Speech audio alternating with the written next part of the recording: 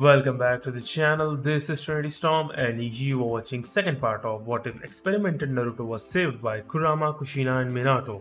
If you enjoyed this video, please like, share and subscribe to this channel. Now wasting no time, let's start the story. That evening's dinner at Naruto's was intriguing. It had been wise for him to order a few extra people in case something went wrong. Along with Kiba, Shino, Hinata, Heishi, and Hanabi, Kurenai had arrived to talk to her team about something and was asked to stay for dinner. Lastly, as a last-minute thank you to the boy for getting Naruto's order, Konohamaru and his grandfather were also invited. He got down to business after the food was gone and several of his Kage Bunshin, including one he assigned to a mission report, were given the duty of cleaning up afterward. He also got brief statements from the other members of his team. He turned to the Hokage, who had a look of astonished realization on his face as he stared at the shadow clone who was writing the report. The elderly shinobi remarked in a mysterious manner, "So that's how he did it. How did I miss something so simple? Then again, few people have that much chakra." Disguising the play session with Konohamaru as training, Naruto interrupted the old man's thoughts on destroying the paperwork by saying, "Gigi. Sama, I ran into a few Suna Jenin today, and they mentioned the Chunin exams." He then told Hiruzen about the encounter. Naruto felt comfortable discussing this issue with the Hokage because the boy was dozing off on an unrolled futon in one of his 3 guest rooms. He waited calmly for the answer as he was done. Hiruzen said, "I see," attempting to consider all relevant factors, but it seemed like something was off, as though a fog had engulfed a portion of his mind. He dismissed it as aging and addressed the unasked questions on the faces of those around him. "Yes, the Chunin exams are being held here in Konoha this time. Every 6 months they are held, and I believe the last ones were held in Suna, although I'm not certain off the top of my head. Kiba, the village council is adamant that your team, because of your team mate Sasuke, receive the chance to participate, so your sensei will be talking to you about it tomorrow before your training. Kurenai, since all your genin are here, you may discuss it with them now." He sighed. "I'm sorry. It seems that my age is catching up to me. I had best get Konohamaru home soon, if you will excuse me." Kurenai stood as the Sandaime departed with his grandson in his arms, arguing that he wasn't tired, while Hyuga Hanabi suppressed a yawn of her own. Even as Hinata knelt with her sister, she said, "Hyuga. Sama," looking across the room at Naruto, who was conversing with Shino, in a formal tone. "There are matters we must discuss now, repercussions from our previous mission that you need to know." As her genin, Kiba, who had left for home, started playing cards with Hanabi, the 2 adults moved aside. Naruto was winning, as was to be expected. Kurenai let out a sigh. No one else could, but she didn't want to be the one to tell Heishi this. Or ought to. She asked, gauging his level of knowledge, "Since you took Naruto in for that one night, I assume you were aware of his nightmares?" She assumed it was bad news when the Hyuga head sighed and pinched at the bridge of his nose. Despite Hiishi's flat statement, the red-eyed Kunoichi didn't question him for a moment. He had no nightmares that night. When we arrived at the clan estate, he was already asleep, and would not release Hinata. I left them with a chaperone, trading off for fresh watchers as they tired, all night. He was staring at her. I take it something similar occurred on the mission. The way to say it was not simple. Heishi froze, his pale eyes fixed on his daughter's sensei as he said bluntly, "Hinata made her first kill on the mission. It was a man who had critically injured Naruto, and he was dead before he even realized that she'd touched him, and I mean touched him." A single tap of her finger against his forehead while melding wind chakra with the gentle fist techniques, and she pretty much liquefied his brains. She took it badly, and was having nightmares, not of the killing, but of freezing up while he kept stabbing Naruto. I know that she would never have let that happen, but she doesn't, and continues to have them unless she is constantly assured of Naruto's well-being. Combined with his own nightmares, it was simpler to leave them in the same bed with a chaperone in the room than fight them down after the nightmares. Especially with his Kekkei Genkei. Heishi gave an inattentive nod. It wasn't a perfect solution, and even though the Yamanaka were skilled mental healers, the clan head's wife was an exceptionally good therapist. They wouldn't have time for the therapy if they'd participated in this exam. He hoped it wasn't true and asked, "Sarutobi, Sama is pressing this?" Kurenai gave a nod. He mentioned that if Naruto managed the impossible again this time, he was sure he'd take your advice on when the wedding was, since the contract stated that they would marry upon reaching Chunin. What's wrong? Heishi was as white as a sheet. He was already halfway there with the standard Hyuga coloring, but still. To reassure himself that his daughter would be safe, he reached into his kimono and took out the copy of the marriage contract he always carried. He opened it now, and instead of reading the terms and conditions about the clans and their responsibilities, he went straight to the wedding's terms. The couple was supposed to get married after they attained the rank of Chunin. Though there were no restrictions on it, it was as bold as black on white and left no room for flexibility. Give thanks to the kami. Finalization. In contrast to many of these marriage agreements, there was no obligation to have a child within a specific time frame, but his daughter, his only option was to hope that neither of them, or both, just to be safe, made Chunin this year. But he didn't think that would happen based on what he'd heard about their achievements so far tonight. There was only one way to be sure they didn't: to stay out of them. Given how keen Naruto's hearing was, the adults were out of earshot, but the Jenin, with Hanabi's weary assistance, discussed the exams. No one who had previously been admitted talked about the experiences, and Shino wasn't sure if he was good enough to survive them. Apparently, the waivers said not to. The Kakaichu wielder asked, "Do you really think we're ready for this? It's not just the exams I'm talking about, either. According to my parents, Jenin rank is a medium, sort of an adolescence for shinobi, if you think of the academy as childhood. If we make it to Chunin, that means we take a step into the adult world, both figuratively and legally. There are things that Jenin are somewhat sheltered from that Chunin may have to do. Assassination for one." Naruto gave a nod. Pulling his Hinata. "I'm close," he said. "I don't know if anyone is ever really ready," as they cuddled up to one another. "I just think we could make it. The real question is, should we?" Hinata tossed her hand onto the central pile of cards.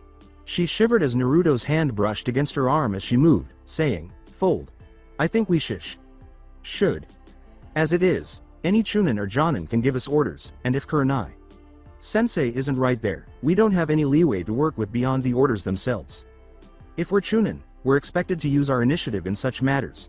We don't have as much freedom in mission choice as a Jonin would, but there's more protection for us as Chunin than if we're not." Shino threw one card in and shrugged. "One card. I concur. You do make sense, but I do wonder if we're ready to be adults. We are only 13, after all." Hanabi tossed in 2 cards and put them back, yawning once more. "I don't know what you're talking about, but shouldn't you always do your best? How are people supposed to know what you can do if you don't show them?" After taking a quick look at his cards, Naruto tossed them in. However, his remarks did not surprise anyone. 5 cards. "So we do this?" he asked, looking around as Shino and Hinata both nodded. He hadn't even glanced at the 5 face down cards on the table, and each time Hinata folded, he said, "Nice. Call them." They watched Naruto as he flipped his cards one by one after Hanabi's 4 fives overcame Shino's entire house. Hearts are represented by the 10, Jack, Queen, King, and Ace of Hearts. Hanabi posed the query that everyone wanted addressed as the others shook their heads. "How do you do that?" Naruto grinned. "I don't care if I win or lose. It's just money. That's nowhere near as important to me as Hinata, Chan, or even you. A lot of folks forget that. It should never be about the money, but who the money lets you help." When the adults came back, the Jenin stood, and Hanabi suppressed another yawn. Naruto did the same, suggesting that this one was infectious. He had to face the nightmare that he knew was waiting for him, even though he wasn't looking forward to it. He realized Heishi was speaking as he shook off his nervousness. As his eldest embraced him, Heishi realized that, for the first time since his wife Hinami's death, he had no idea what to do.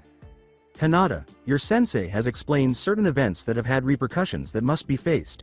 However, with things as they are, we have neither the time nor the resources immediately available until after the Chunin exams. There is a stopgap measure until such time as we can arrange therapy with the Yamanaka clan, and we will take advantage of that, should Uzumaki-san be willing." The Jonin Sensei of Konoha's Jenin teams were asked to respond to the Hokage at the meeting the following morning before they left to meet their teams. It was expected that those who felt comfortable enough to nominate their Jenin for the Chunin exams would do so. 4 gender teams had previously attempted the exams. The oldest team averaged 20, while the youngest was 17. Hitaki Kakashi then came forward. "I believe Team 7 will benefit from the Chunin exams," he stated. "It gives them a goal to work for, and should they not be promoted, they will have that experience to temper them for next time." Uchiha Sasuke, Haruno Sakura and Inuzuka Kiba are ready to attempt the Chunin exams. Kuranai, grinning, took a step forward as well, telling the room, Team 8 is ready to take these exams. Hokage Sama, Aburame Shino has trained well, Hyuga Hinata is ready, and Uzumaki Naruto. I believe in him and them. This captivated a green spandex clad Jonin, even as Sarutobi's son replaced him. He said, Team 10 is ready, I've been told. Shinshi believes that Akamichi Choji, Nara Shikamaru and Yamanaka Ino are good for this. I also recommend he be assigned as their Jenin Sensei for the exams. He's been working with them on some specialized skills and tactics I wouldn't have thought of, and he's better at teaching than I am. He felt better when Hiruzen nodded. As the green-clad Jenin entered the spotlight, her bowl-cut hair and unnaturally white teeth were exposed. He stood erect and gave the Hokage a thumbs-up sign, declaring, if my eternal rival's team is ready, then Team 9 will meet this challenge with all the flames of youth. The Hokage gave him a blank stare for a brief moment. What say you, Kakashi? Shall we wager our destinies on our Jenin? There was only one thing the Sharingan bearer could do, so he assumed the most casual position he could. He turned back to Hiruzen as the green-clad taijutsu expert started muttering about Kakashi's attitude being too hip and cool. I'm sorry, guy, did you say something? He asked. Very well, then, announced the Hokage. Get your Jenin those forms, and have them drop them off at the examination center tomorrow morning. That is all, dismissed. 2D rank missions were part of Team 8's definition of light training that morning, but they easily defeated each one thanks to their respective techniques. During their lunch break at Ichiraku's, they discussed potential preparations in private while Kurenai instructed them on where and when to turn in their forms. Anbu was keeping a close eye on two of the ninjas who were making their presence known from other villages. A dark-skinned man led the Kumogakure team, which was made up of a male Jenin and two Kunoichi inverted. The other team, which was led by a huge bear-like man with a scar that extended from his scalp across his left eye socket, which contained a red gemstone in place of an eyeball, and down his chest to his waist, was provided by Iwagakure. It included two sturdy, stocky shinobi and a young woman who appeared to have been carved out of marble. This was Ishiguma Daikenshi, who reportedly resisted the Yondaime Hokage and lived in spite of the injury that claimed his eye. In an effort to bring both elements together, which is a crucial step in some maneuvers, the afternoon was spent practicing last-minute techniques with their second elements. With the wind and water elements cooperating more readily than they had anticipated, Hinata handled things more easily than Shino or Naruto. With these elemental natures added, she used the gentle fist and was shocked to discover that her water chakra, in a sort of shock wave effect, extended the impact of the initial strike to other tenketsu around the one targeted, while the wind chakra caused a more serious injury to the chakra network, delaying the unassisted recovery by as much as days, even though Naruto recovered in a matter of minutes. Despite developing his lightning element, Naruto's attempts were unsuccessful. He had the impression that he was lacking some information. However, it wasn't a complete failure, allowing him to practice lightning jutsu. Since the Kakaichu that lived inside of Shino also developed that affinity, he was able to give the term lightning bugs a new meaning thanks to his lightning element. The tiny beetles made an amazing secret weapon, and he was able to safely ground their discharges thanks to his earth affinity. They complemented each other well, but he was unable to combine them. Kurenai's Jenin made her very proud. It was almost unique for them to develop a second affinity at their age. It may have been common enough to have the potential, but it required effort and concentration to truly develop. She said, Naruto, Hinata, Shino, great job. So have you decided on whether or not you all want to try the exams? Yes, replied Shino. It will be a valuable experience for next time we are nominated. Shino's gloomy attitude caused Hinata to shake her head. It wasn't that he hadn't given it his all, rather, it was that he didn't anticipate success. Her gaze shifted to their sensei. I believe we are ready for this, Kurenai. Sensei, she said. The chaperone Heishi had assigned for them was also their sensei, so she ended up spending the nights at the Uzumaki estate. All three of us agreed to try this, and we'll make you proud, sensei. You already have, said Kurenai. She looked over at Naruto. She paraphrased his catchphrase, which surprised Naruto, who paused before smiling. Even. No, especially you, Naruto. You prove me wrong about so many things, and you don't just stride forwards, you bring others with you when you do. Don't lose that, and someday you'll be a wonderful Hokage. I believe it. His words were, thanks, Kurenai. Sensei, he scowled as he closed his hands, which were sparking with 2 coins, and said, so what now? I think we've pretty much done this to death right now. As he concentrated, Hinata noticed his chakra concentrating in his hands. There was only a line scored down the middle of each coin when he opened his hands. Gah, I thought I had it that time. Kurenai paused to reflect. She could do something here to assist them, but it probably wouldn't happen for some time. at least not until the interval between the Chunin exam's second and third sections. In the Hokage's office, a shadowy figure stood wearing a cloak that obscured his face, a hat that was the color of storm clouds, and a crane in flight embroidered on it. Hiruzen examined the man. "Suru Shikanshi, how goes your mission?" asked he. Years ago, at Jiraiya's request, Gentleman Crane had embarked on a deep infiltration mission, worming his way into the top ranks of another village's Jenin. Once again, he found himself standing in his birthplace. He was purposefully evasive, a trait of a spy who had to presume that everything he said and did was being watched. "I found 3, Hokage. Sama, and it took some time to manipulate their placement in my charge. None of them, however, is originally from here. One comes from the peaks, another from the plains, and the third from the hard.to.c. They have no strong loyalties to their current dwellings save their sensei. However, I must warn you, we were told that an upheaval would soon occur, and that we should take any opportunity to acquire that which was failed at so long ago." Hiruzen gave a nod. "Likewise. Have you heard? There is a 4th gentleman these days." The face that was hidden grinned. "Then the legend will grow, Hokage. Sama," he stated, "and the other?" "He is the child of his parents, but tempered in suffering," Hiruzen said, removing his hat and using his other hand to massage his temples. "Shikanshi wasn't the only one who could be cryptic. He is doing better than I would have thought, did I not know him." Naruto thought, "I could really get used to this," as he awoke once more in Hinata's embrace. He grinned when he noticed Kuranai Sensei sitting on her futon close to the door. He was astounded by the faith she placed in him, knowing deep down that it was an attempt to atone for her poor assessment of him when the team first formed. Was that 3 months ago, really? He thought, wow, why does it seem so much longer? Oh, well, and a smile appeared on his face. "Time to wake my princess."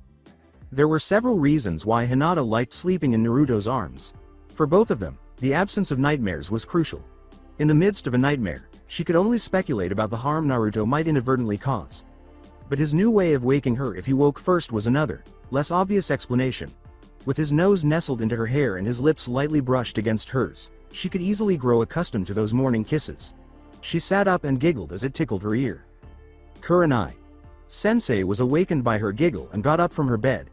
The 2 genin quickly left the building to meet Shino before the exams after making quick and simple preparations. She sighed as well and went to a meeting of Jenin Sensei who wanted to wager on the performance of their teams. A voice called out to her as she passed the academy, "Anko." "Hey, Kuranai, wait up, see, I told you she'd come this way." The second part of her remark appeared to be aimed at that teacher, who had a scarred face. "Iruka, it sounded that way." Kuranai smiled and said, "What can I do for you today, Anko?" Her friend, who was a little out of the ordinary, smiled back. Anko glared northward, past the walls of Konoha, and then turned back to herself. "Iruka here was a bit worried about Naruto, and I wanted to hear about this kid, too. We have quite a bit in common, so what can you tell us?" The Jonin with the red eyes nodded. She was well aware of the fact that both her friend and her student had served as Orochimaru's experiments before he threw them away. However, Anko had that curse marked, even though she vehemently refused to use it, and people continued to criticize her based on her previous sensei. Naruto did not. Well, his team are off to the Chunin exams now. With a terrified look, Iruka cut her off. "What? But it's only been 3 months. Surely it's impossible for them to be ready for it this soon." Kuranai smiled. Her words were, "Uzumaki Naruto Rule 1, Anko smiled, and she laughed at the Academy Sensei's expression. "Impossible is not a limitation, it's a challenge. Challenge accepted," she said. "I like the Gaki already," she told me. She continued talking as she turned to face Iruka. "You told me he was orphaned and put upon, and that there were attempts to sabotage him academically, and that no one was ever giving him anything he didn't fight for." Iruka nodded. Kuranai shook her. "That may be true," she responded, even though Anko's comment hadn't been her ear, "but what he has fought for. Iruka, in the 3 months since he left the academy, he's changed my mind about having him on my team, finished several missions, including a Ms. Ranked B or A, the Hokage still hasn't decided how he's dealing with that, faced missing Nin, helped take down one of the 7 swordsmen of the mist, had his home burned down, moved to a new one, gotten engaged, turned the Hyuga clan on their heads, and begun to master and integrate his elemental affinities. The argument was spot on, and he hasn't left his team mates behind, either, as he pulls them up with him with each step he takes higher. They're ready." Iruka stumbled, trying to control his jaw. But I heard that Morino Ibiki was the exam proctor for the first exam, he concluded. Kurenai let out a sigh. Come on then, we'll need to put together a gift basket for condolences. Anko gave a headshake. Her red-eyed friend blinked at the purple-haired woman as she protested, I'm proctoring for the second exam, and I don't know what your Jenin like. It's not for them, she clarified, it's for Ibiki. The Jenin were told which room to proceed to after submitting their forms. Team 8's enhanced senses told them that the man wasn't lying, and they started up the stairs.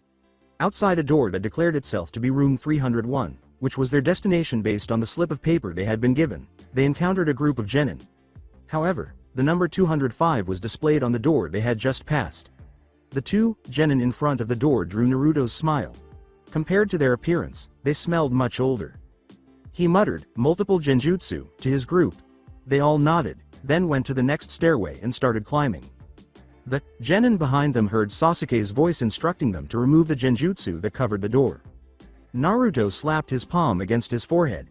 It appears that his former classmate was unaware that this was a component of the initial exam, which was clearly designed to weed out people who took appearances as fact. In retrospect, he witnessed Neji taking the initiative to chastise the Uchiha for ruining the lives of those who shouldn't have progressed. When Neji mentioned that weak clans deserving their fate, Sasuke reacted negatively and attacked, to which Neji retaliated. A boy about their age, perhaps a year or so older, wearing green spandex from neck to ankle, with a bowl-cut hairstyle and the bushiest eyebrows any of them had ever seen, appeared to be Neji's teammate and broke up the fight before it started. Their third member was a Kunoichi who had several scrolls about her person. Lee challenged Sakura to battle Sasuke and promised her love, but Sakura was somehow unnerved by the promise. Naruto appeared out of nowhere as they started to stray to a location better suited for a fight of that nature. His words, Sasuke, Lee.san, you don't have time for this. Since so many others have gotten past the Genjutsu challenge thanks to Sasuke, they may not have enough space in the exam room, and if you don't get there before it's full. He was sneered at by Sasuke. So why are you here instead of there with your team? Oh, I'm just a shadow clone. Sakura was upset. She had been having a terrible time for the past few days, to be honest. After returning home from her mission to Nami no Kuni, she threw herself into learning about the laws, customs, and symbols of the clan.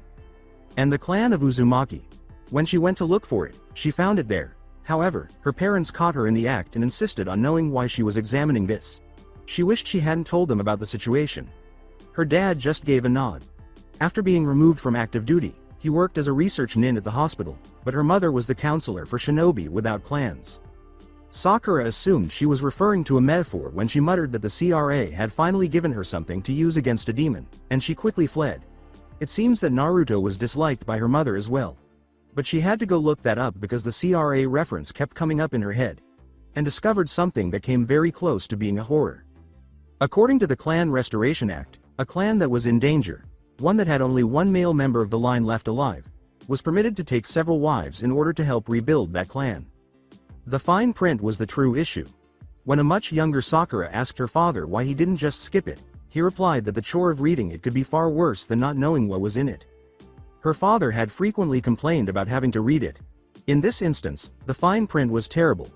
The women were left with no other option, reduced to the status of baby factories, and permanently chained to a man they might not like or love. They would still be compelled to do this even if they hated him. Since Sasuke's brother Itachi, whether he was a criminal or not, was still alive, she could understand why he was exempt from this law. However, Naruto, the final Uzumaki, was by himself, and she had pursued him with her mother. What was worse was that he would not have any say in who he married because he was a minor or a genin. It was awful that he was deprived of the entire decision regarding his future spouse, particularly since he was now engaged to Hinata. The Chunin exams were a good way to postpone any attempt to put the CRA into effect. She felt the inspiration strike her. The Uzumaki Autonomy Clause allowed Naruto and Hinata to make all the decisions they wanted, including whether or not to use the CRA. As the leader of the Uzumaki clan, Naruto would be a legal adult if he became a Chunin, so the council could not impose its will on him. Only 3 clans had that level of autonomy. It was a fundamental aspect of history that was addressed during Konoha's founding. Everyone's memories were of the Senju and the Uchiha. However, that treaty also included the Uzumaki name. Before Naruto's shadow clone could spread, she swiftly seized it. Wait, tell this to Naruto. Naruto grunted as his clone scattered outside the real room 301 and took in all the information she had imparted. He grinned, but it didn't quite reach his eyes as he looked up into his teammates' worried faces. Hinata was clearly worried, and he assumed Shino was too. Remind me later to thank Sakura, Hinata. Time, he replied. She messed up a little, and then she tried to fix it. We don't have a choice now.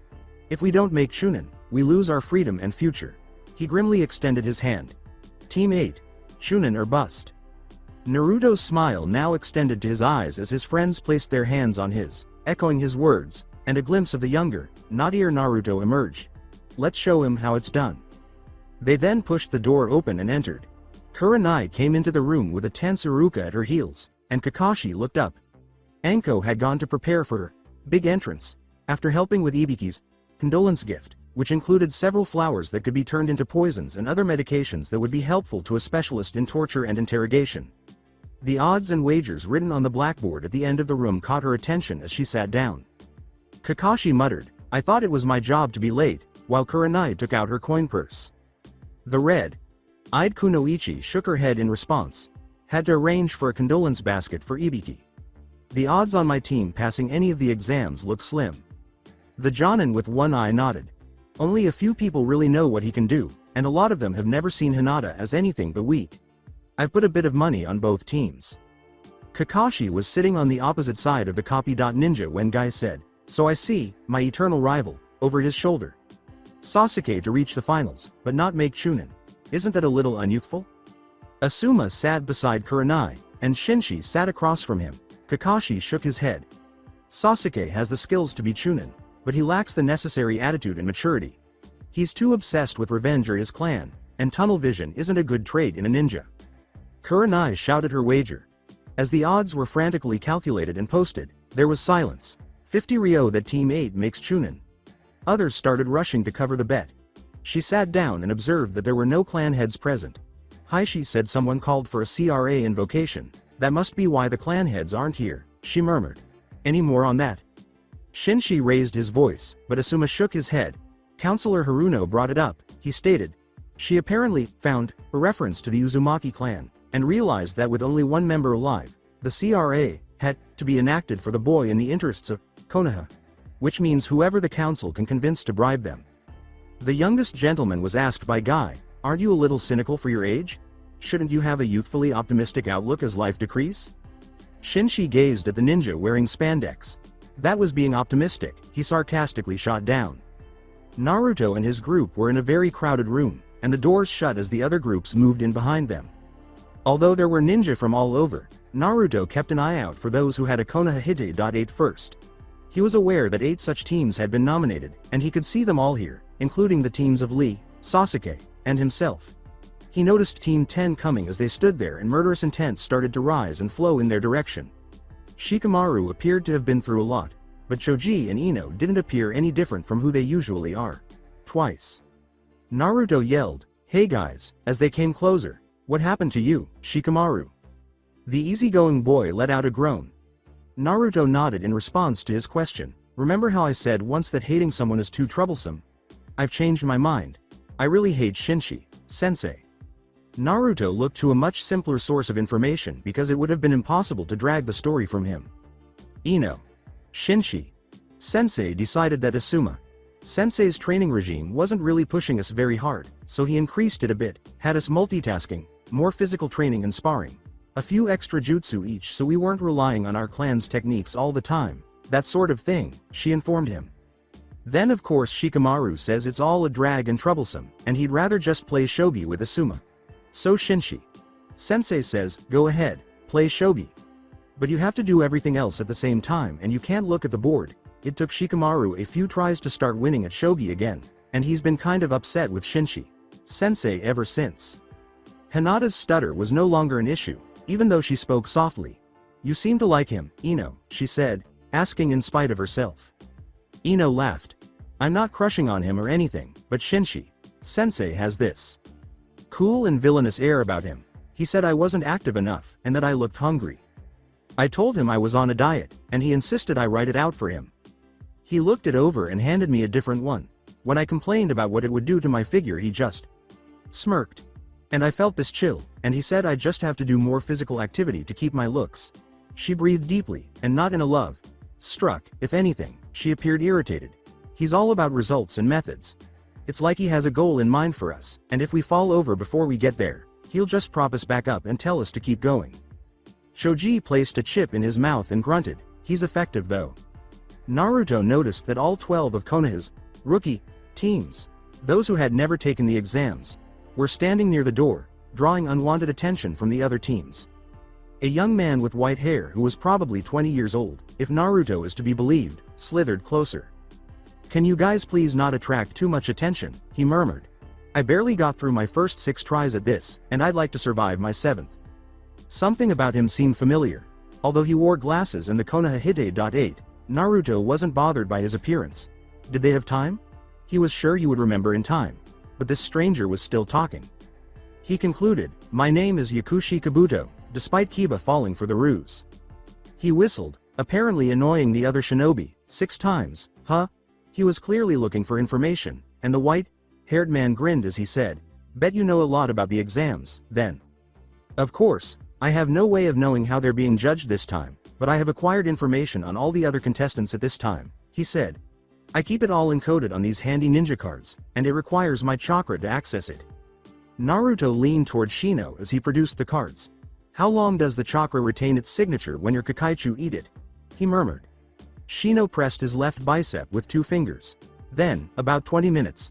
Naruto squinted his eyes. Sasuke was requesting details. He was more demanding, so asking would be the polite lie. He gestured to the redhead from Suna and said, "Tell me what you know about that one over there," along with Neji Hyuga and Naruto Uzumaki.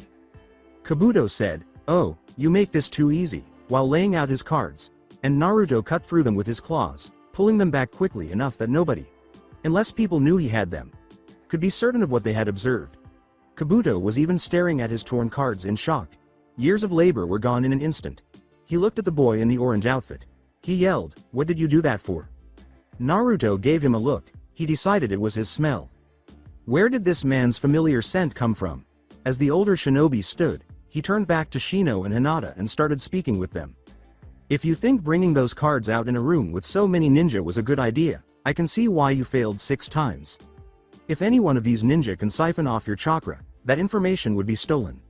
I'd like to know my enemies, too, but not at the cost of them knowing me." He took his hand out of his pocket after the room's focus had shifted away from him, exposing the cards of Kabuto. Shino nodded, and Hinata grinned. When they needed his chakra, the Kakaichu he had given to the other man would deliver it and monitor his whereabouts. Morino Ibiki was revealed when the smoke cloud burst at the front of the room, which was enormous now that Naruto considered it but still a little small for the numerous shinobi who must have been taking the test. There was no time wasted by the severely scarred Jenin. He said, "Each of you has been assigned a seating number, so I suggest you find your seat," in a voice that cut through all other conversation. The Jenin noticed that they were apart from their teammates as they were doing this. Now for the basic rules. Each of you has 10 points. You lose 2 points if you are caught cheating. 0 points means you and your team fail. There are 9 questions on each sheet. Getting an answer wrong loses you 1 point. At the end of the test, we reveal the 10th question. You have 45 minutes. Begin. Naruto was aware that something was wrong. He was unable to pinpoint exactly what it was, but it was wise to be ready anyhow. He pointed out that the test's questions were extremely complex, nearly too challenging for even Chunin who hadn't put in enough study time. It was annoying that cheating resulted in a point deduction. But hold on, he realized it was for getting caught cheating, not for cheating per se. They wanted them to collect data, and Team 8 was an expert at that. He could tell by Hinata's glance that she was using her Byakugan covertly and replicating the responses of a reliable source. Sakura Haruno. As she wrote, he listened to the sound of her pen. No one noticed the small bugs that Shino's Kakaichu were using to transmit information in teams. Naruto had no doubt that others had their own ways of obtaining the information, and Sasuke had something similar thanks to his Sharingan. As time passed, the deputy proctors eliminated the ninja who were not subtle enough and started calling out numbers rather than just tallying marks on their clipboards. If he remembered correctly, one of the Suna ninja, Konkuro, raised his hand and asked to use the restroom. He was told that a proctor would be going with him. He noticed that the proctor had no scent as he and the volunteer proctor slipped past Naruto, and he smiled. Has nobody considered counting the proctors? Or was this just the fourth time he could have been apprehended and stayed? Ibiki had called the time by the time Konkuro returned from his business. There were still far too many teams. The test had only eliminated a small number of them. I'm hoping that the 10th question will lower the numbers. Alright, then, he said, grabbing everyone's attention. Before we reveal the 10th question, you have a few more rules to learn. First, you can decline to hear the 10th question, at which point you and your entire team will score 0 points and fail. There was a brief dispute over this. Shino watched his teammates' eyes harden as he went on. Second, breaking through the din, if you do take the 10th question and get it wrong, you and your entire team not only fail, but you will be removed from duty as active shinobi, and banned from becoming such again. They were forced to advance because they had no other option and needed to get promoted, so that he would also. A few teams left the room as their nerves gave out.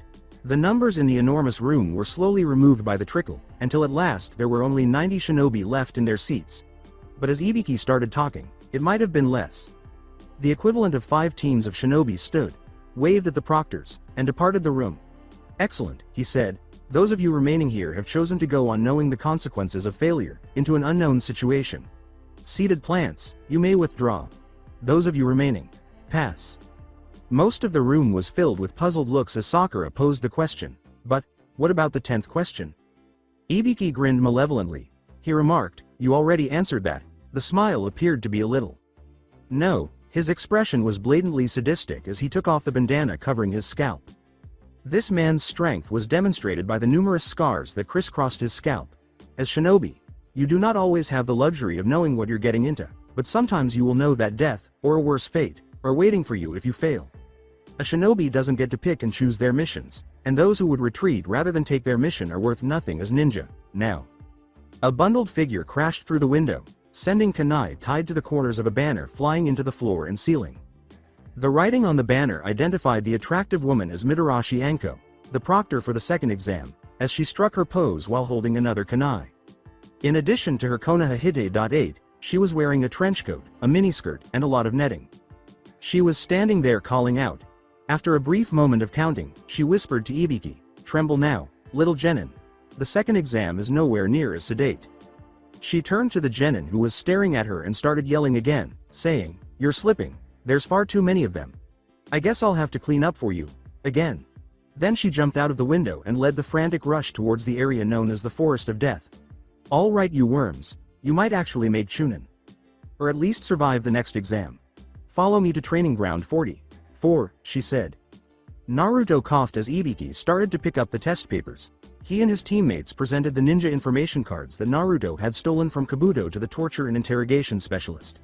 The cards brought out all of their information when Shino's Kakaichu crawled on them and injected them with the white-haired ninja's stolen chakra. Before Ibiki could say anything, Naruto spoke quickly. "Morino. Sama," he said with a grin, "I think you should keep an eye on Yakushi Kabuto." No one who failed that many times is that confident, and he seemed quite eager to share this information with the entire room, which would have included details about active-duty Konoha shinobi. The cards require his chakra to activate, but that's no challenge for an Aburame to acquire. When the 3 genin turned to leave, Ibiki cleared his throat and spoke.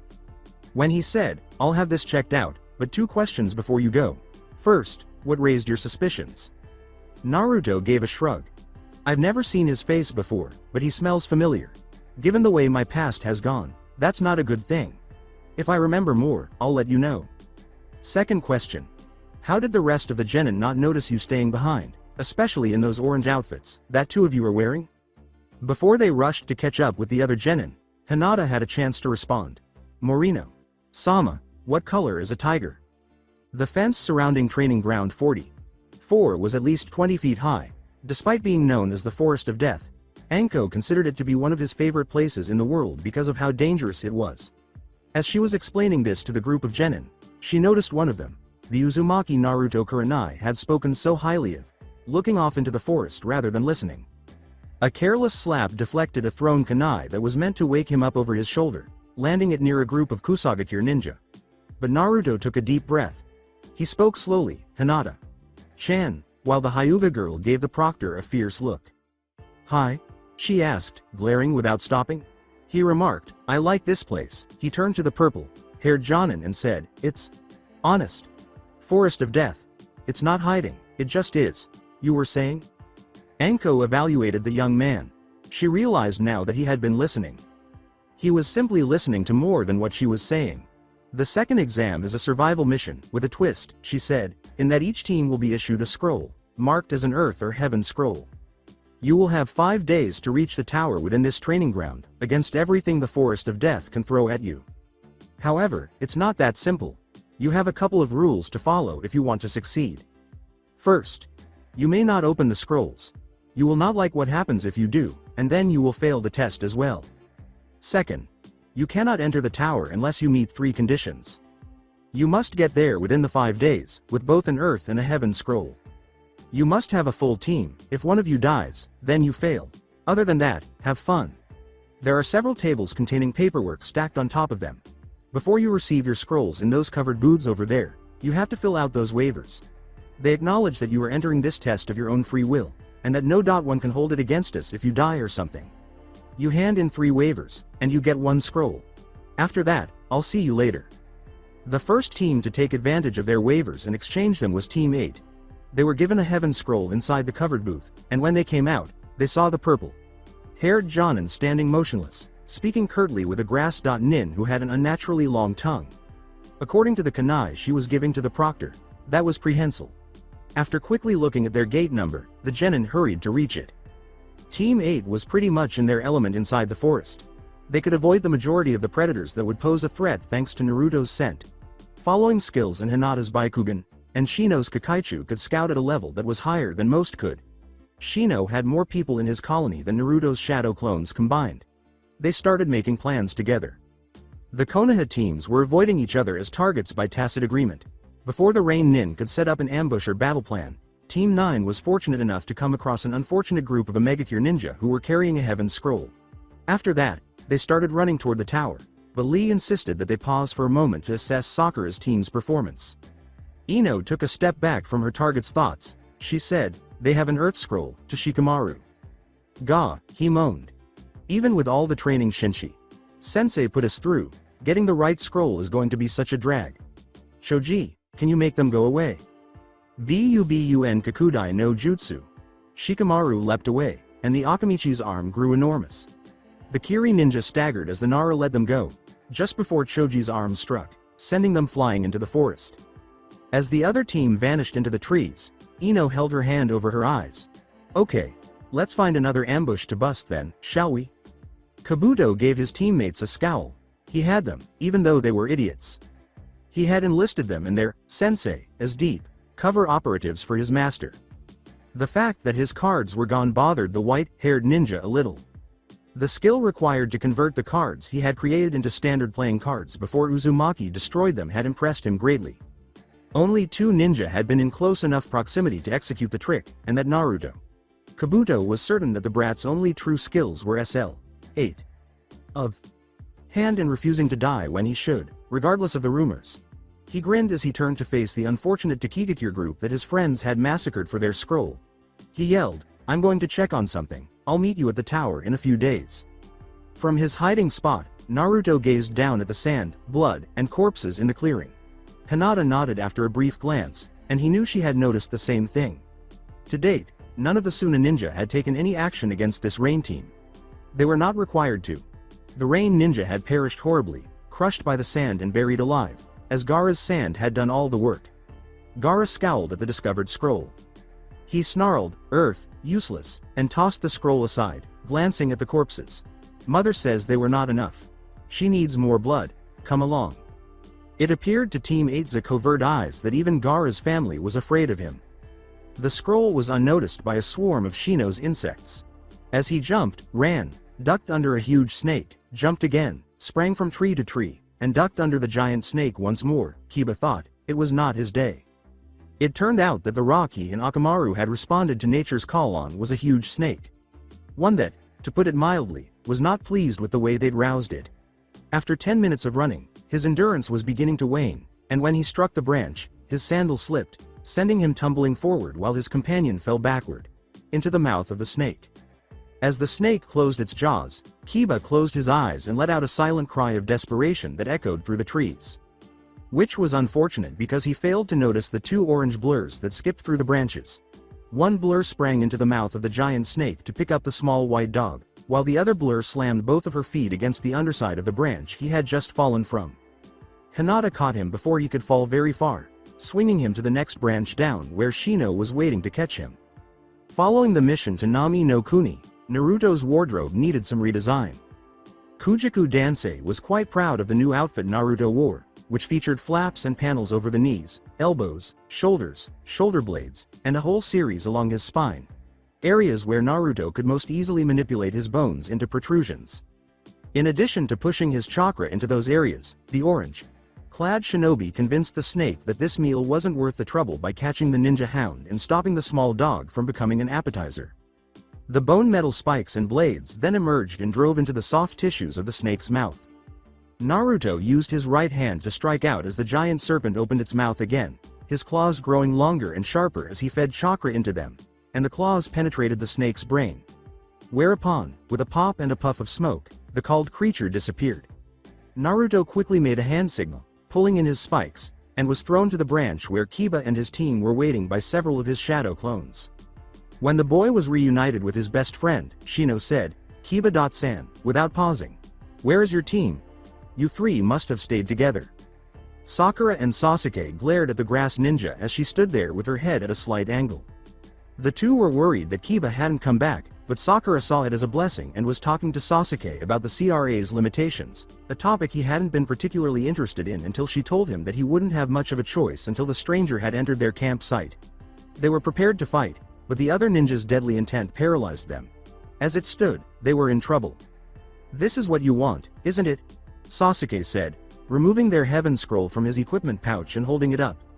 "If you let us go, it's yours because I can tell when we're outmatched." Sakura was shocked to hear that Sasuke was giving up. "Sasuke, what are you doing? Without that, we can't move forward," she whispered. "For such an intelligent girl, you can sure say stupid things," Sasuke growled, spatting to one side. "We can't advance if we're dead, either, and there are other scrolls out there." The other ninja stepped forward and said, "Indeed, like this one." She held up an earth scroll and kept on coming. "Not that I care, since my team is dead." Sakura widened her eyes and said, How did they fare?" "They were in my way, so I killed them just to enjoy their screams," the grass ninja shrugged. "However, even those were unsatisfactory. I've got you exactly where I want you now." Her advance was halted by the Fuma Shuriken that struck the ground ahead of the other ninja. Team 8, Kiba, and Akamaru were standing on the tree branches at the south end of the clearing, joyfully barking at the two Konoha Jenin. Saying, "I'd be careful about him, Sasuke, that guy smells of blood and snakes," Naruto said. "I'd trust him as far as I could spit him. And nothing would persuade me to put any of Orochimaru's in close proximity to my mouth." So the little experiment lived, after all, the grass ninja said, laughing crazily. "I was wondering if it was you, boy." With an even more sudden focus, the ninja's hands flickered to begin a summoning, as the earth scroll he held was flicked up to spin in the air, obviously intended to land back in the summoner's hand once he'd finished. But that wasn't what happened. As the scroll began its upward arc, the Fuma Shuriken popped, revealing itself to be a transformed shadow clone, who then sprang upward and drove a spiky knee into the face of the ninja before him, snatching the scroll from the air as he did, and hurling it to Sasuke before dispersing. The blood pouring from the victim's face obscured their vision as the clone vanished, and Naruto's cry of Plan 6. RTFA. As the 6 Jenin ran away, several shadow clones began piling the target ninja. The sound of tearing flesh behind them was unexpected, and they never imagined that the notorious missing Nin could stretch his neck that far, bite into Sasuke's shoulder muscle, and inject something there. Orochimaru laughed as the head fell back and away, and Naruto's shadow clones started to scatter at an incredible rate. "Should you live, Sasuke, you will need power for your vengeance. I can give it to you if you come to me." As the Uchiha fainted, Naruto and Kiba grabbed Sasuke before he could fall, and the 5 Jenin who were still conscious forced themselves to make it to the tower before something worse occurred. It was difficult to get to the tower because several other teams were ambushed, so the two teams had to hide in a huge hollowed-out tree. Laying Sasuke's fevered body down, they examined the wound caused by the snake. "Master." There was a bite mark, 2 circles of teeth had penetrated the skin, and inside those marks were 3 like marks arranged in a circle. The surrounding skin was reddened. and black veins appeared to be carrying the stain of the mark deeper into Sasuke's body. Hinata's use of her Byakugan had shown that the mark was forcing some sort of black chakra, a negative chakra, into Sasuke's system. She had slowed the advance by sealing some of his tenketsu around it, but it was still bad. I know some basic sealing, but this thing is so far beyond what I know they're not even related, Naruto said. The other two Konoha teams arrived at this clearing to the scene of Sasuke's unconscious form. Each had obtained the necessary scrolls, and all they had to do was make their way to the tower, but that would prove to be more difficult than it appeared. A pity, he'd have loved to see what that curse mark did to Sasuke. Kabuto arrived at the tree above the clearing and shook his head, noting the numbers. Too many for Otogakure no Sato's official team, he concluded. Even as Sasuke moaned, his fevered sleep disturbed by the pain of the tainted chakra, a hasty plan for getting to the tower was drafted. Neji had opposed the plan from the start. If he is fated to live, he will. Otherwise, he will slow us down, as weak as he is, he said. Hinata's hand on Naruto's arm prevented him from losing his temper as he glared at his fiancé's cousin. Then don't help. Neji.ni.san, she cut back, but since your team is going that way anyway, we will all go with you. If your defending yourself happens to benefit us, then I guess your precious fate doesn't govern what we do, does it? Neji fell into a sullen silence, unable to respond to that. As he and Shikamaru stood up from where they had presented the plan to the others, Shino said, "All right. Does anyone have any thoughts on the plan?" He nodded after observing the other Konoha rookies and finding no objections. Shikamaru's quick planning after Naruto requested one suggested that he was thinking about a similar situation at some point. This kind of foresight virtually assured the young man's ascent to Chunin at some point in the near future, even if he didn't succeed at these exams. Shikamaru had been a bit of a slacker, always choosing least effort for most effect, until this Shinshi Sensei had taken over Team 10's training. In fact, he was now able to use his increased stamina and chakra reserves, which was significant for his family's methods. The role of Team 9 was Vanguard. They formed a formidable forward strike force that was meant to clear the way thanks to hitters like Neji and Lee as well as Tenten's proficiency with weapons and storage scrolls, which she had been learning from her adoptive father, Yanagi Jobu, for years prior to the academy. As both teams ran, Choji was supposed to carry the unconscious Sasuke while Team 10 supported Team 7 closely. Sasuke is in the best possible hands with Sakura and Ino watching out for him. Despite this, Shikamaru thought absently about who would shield the Uchiha boy from them. At last, Team 8 occupied a position akin to the rearguard. They were the decoys, to draw the attention of anyone pursuing the weakest Jenin, in addition to having to cover the back of the other teams. Oddly, Naruto came up with that final twist. It was a small addition to the overall scheme, but Shikamaru thought it was a good idea, so it had to be good. The first challenge to the plan came when three ninja wearing Hite.8 bearing the emblem of a crescent moon, the sign of Yorugakure no Sato, appeared. The other teams had just left the clearing with a covert escort of a few shadow clones. The clearing was traversed by the village hidden in the night. The Yuru ninja started to smile as the two opposing teams stood and gazed at one another. Their grins were savage and had little in common with the smiles of amusement that most people gave. They appeared more appropriate for hunting animals that had already found their prey. In the tree, Kabuto sat up high. There were so many small dramas to pick from, and this is what happened. The Konoha ninja would have been confronted by now, he was certain, but the Otogakure team was reportedly too busy elsewhere, but here. Unless she chose a different name, he was able to observe the abilities of Team Kurenai, Team 8 of Konoha, if they produced Chunin together. He was also able to evaluate the completely undiscovered methods of what may have been the most clandestine shinobi village, the oldest one still in existence, and only marginally younger than the now lost Uzushiogakure no Sato. It deserved more attention. Hinata noticed that the strangers were silent. Rather, they simply prepared for battle and charge. Their bodies as they moved changed slightly, turning more animalistic, occasionally adopting animal characteristics. If the term was correct, the person who hurried the Hyuga while wearing the Uzumaki jacket appeared to have been melded with a rabbit. The chakra was condensing in the opposing Kunoichi's legs when Hinata activated her Byakugan. So, it would be wise to stay away from the kicks. As his skin thickened and turned gray, Shino's opponent developed two horns along his nose, making his charge vicious and nearly unstoppable. He braced, lifting his staff out of its folded, transportable form. It would take some time to do this. However, Naruto's adversary, that was more difficult.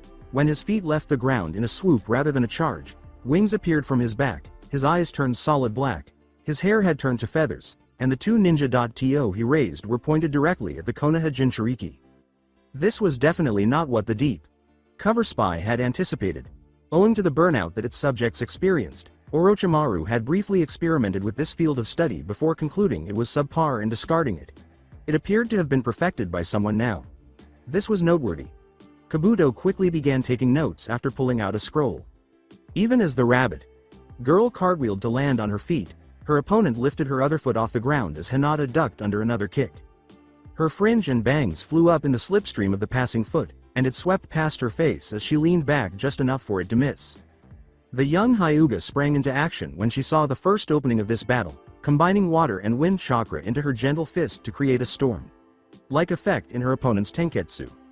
A gentle storm seemed like a fitting moniker, while the water element enabled the gentle fist impact to shock wave out from the point of impact, stopping multiple tenketsu at once. The wind element actually damaged the chakra coils.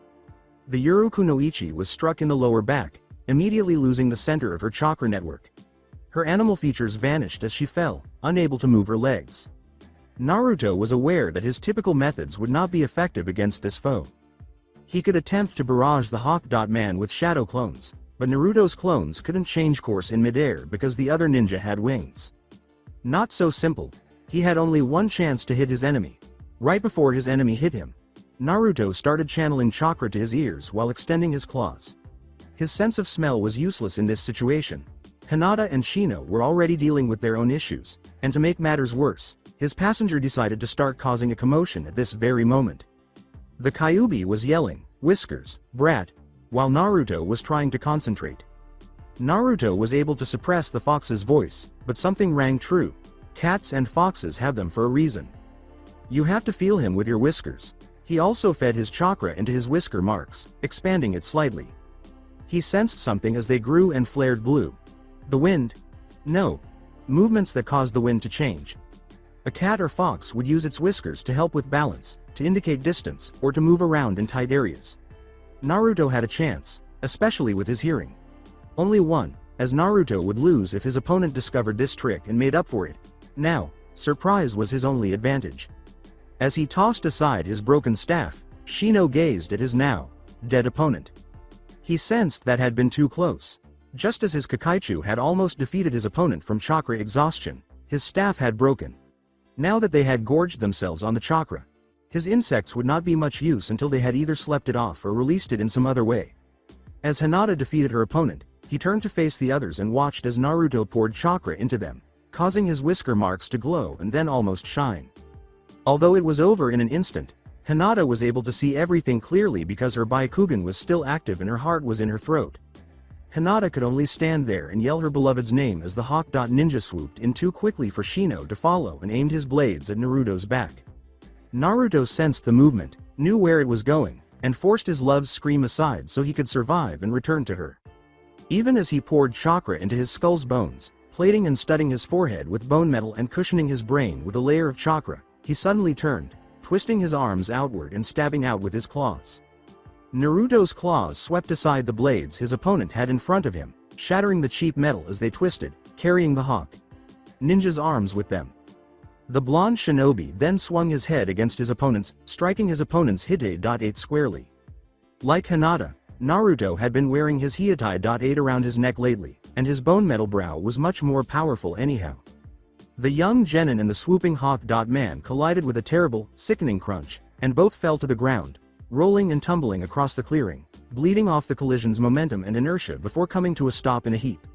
As the Hawk features on the Yuru ninja faded, Shino joined Hinata at the tangled pile of limbs.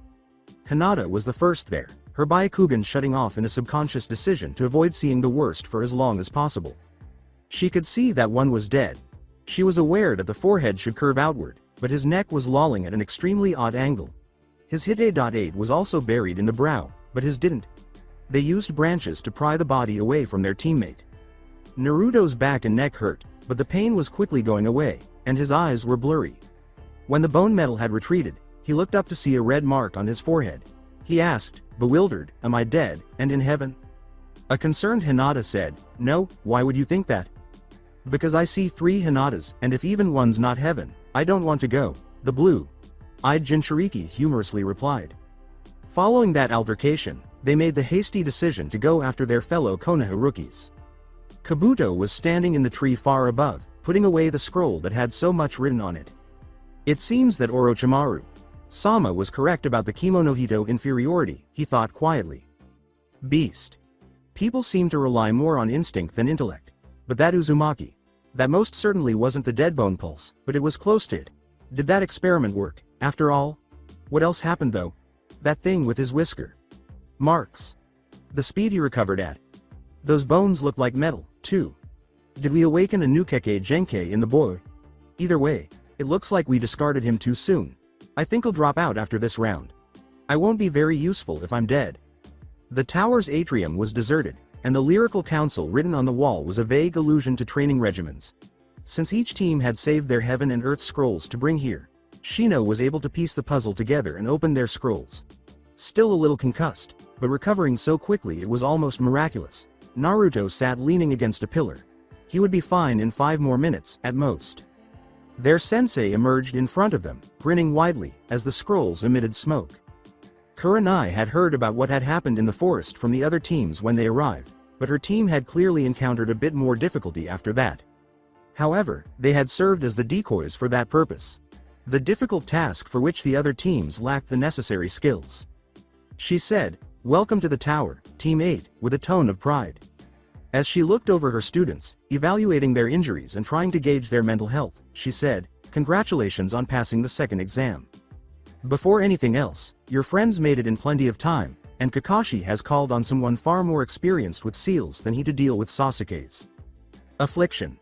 There's someone else in a similar situation to Sasuke who can provide some counseling, but we can't be certain he'll be okay at this point." She motioned to them to follow her. "Now, you've been out there for 2.5 days, so I think you'll all want to get clean, fed and rested. There's a 3-person room set aside for each team in this tower, so you have somewhere to rest up as you wait." The 3 Jenin greeted the other Konoha rookies in the reasonably comfortable room. There were no large-scale displays of boisterousness because other nations' teams were present, and the information they disseminated was essentially low-level rumors. When they weren't secretly arguing over who loved Sasuke more, Ino and Sakura were both concerned about him, and their friends watched out for them. Despite Gaara's somewhat obsessive, almost hungry gaze on Naruto, the Suna team did not approach when they arrived. Over the course of the following 2 days, the majority of the teams that entered were foreign. Despite their dissimilar appearances, Kumo's team, the Inverted Squad, which included a young man named Ginkumo Kura and 2 girls known as the Nusuma sisters, Fukuro and Suzume, as well as their sensei, a dark-skinned man who reported to Sagigiso, were courteous, though the team's Jenin gave Hinata and Neji more attention than any other members. That response didn't feel right, but it was possible that the first official representatives of Kumogakure to enter Konoha in 10 years were anxious about the Hyuga incident from so long ago. Even though their well-known sensei continued to watch Naruto for some reason, the Iwa team was much easier to explain. He got chills from that ruby eye. The Jenin were another story. Tamaishi Tobu and Kiyareki Koshi were of a certain type. Both had thickly muscled bodies and were clearly heavy hitters who could hold their own. But rather than being a kunoichi, their teammate looked more like a delicate marble statue that would have been at home in a nobleman's hall. Nevertheless, there was the saying that you judge books by their covers. The 4th foreign team was from Otogakure no Sato, a smaller, recently formed hidden village. It included a kunoichi with numerous tiny pouches all over her clothing, a young man with enough bandages covering him to be considered an emergency ward, and another boy who concealed his palms. All 3 wore blue pants with a snake skin pattern and kept to themselves, not revealing their names. All of the Jenin teams were summoned to gather in the atrium, with Kabuto's team, another Konoha team, being the last to arrive, just before the deadline. It had been altered greatly, with a huge statue of a shinobi making a hand sign in front of a raised dais at one end. As their teams gathered below, the numerous sensei stood on the raised balcony that surrounded the room. Sasuke was there, with 2 circles of tiny seals so close together that they could have been mistaken for a single circle ringing the mark on his neck. He took his place, his eyes a little shadowed, probably from lack of sleep, and he muttered his gratitude to Team 8 in a rough voice. The Hokage, the proctors from the Chunin exams, and the sensei of the foreign teams were all on the dais. Despite his sickly appearance, the unfamiliar proctor, a Konoha ninja, to be sure, still stood there. Hiruzen moved forward and started talking. Congratulations to all of you here who have made it to the next stage of the exams, the little war that stands in place of actual war between the nations. It is here that our Jenin show what they can do, and the strength of their villages is represented in the third exam, single combat, as things. The elderly man was interrupted by the third proctor's cough, and the ill ninja then spoke. Your pardon, Hokage. Sama, but if you don't mind, I can take over from here. The ninja coughed once more as the Hokage moved aside and gestured for the proctor to go on. My name is Gekko Hayate Koff and I am the proctor for the next stage of the Chunin exams, he said. As things stand, Koff, there are too many candidates to undertake that next step, so we will be holding preliminary matches immediately, to determine who advances to the tournament stage in 1 month's time. The Koff, first thing I must ask is if any of you here wish to withdraw at this time. Kabuto held up a hand. He explained, our efforts outside have depleted my chakra and stamina, even as Ibiki glanced at the Hokage and got a barely noticeable nod. He whispered to his friends as he turned and left, I have to formally withdraw. You know what to do. The proctor nodded as he watched him go. He gestured to a huge electronic display screen, which is uncommon everywhere and could be interpreted as boasting if one so desired. Is there anyone else? Very well. A great hidden village showing off its wealth with such a device. If you will pay Koff attention to the board, we will randomly select the Koff opponents for the preliminaries. Sasuke snorted in shock at the proctor's assertion as the board started to flicker, with a name and image appearing on each side and changing as they were chosen at random. These games were too crucial to be left up to chance. Then the board displayed the two names. Kinuta Dosu versus Hyuga Hinata. Naruto took a moment to embrace his fiancée before the other genin were told to get off the floor and go to the balcony. He mumbled, you can beat him, Hinata. In her ear. He gave her cheek a quick kiss before joining Kurenai and Shino. But watch out, okay, when he moves his arms, my ears hurt, he said. In front of her, the auto ninja with the bandage on stood with his feet wide set and his arms hanging down. The foreign ninja mockingly asked, so, did your boyfriend say goodbye? Or is he going to join you in hell? The quiet Kunoichi answered, he was actually telling me to kick your Hajime, shouted Hayate, overpowering Hinata's voice. Her opponent rushed forward, his arms swinging, a faint whistling following as they moved, while Hinata's Byakugan roared to life, filling her senses with her surroundings and storing Naruto's words and reactions for later. As clearly as she could see Naruto wince when the noise reached him, she could also see the chakra flowing into his arms and gathering in the numerous holes in the devices there. His moves appeared to require a build. Up, a long sweeping strike, which was the only advantage she could see. His planned attack would have that build.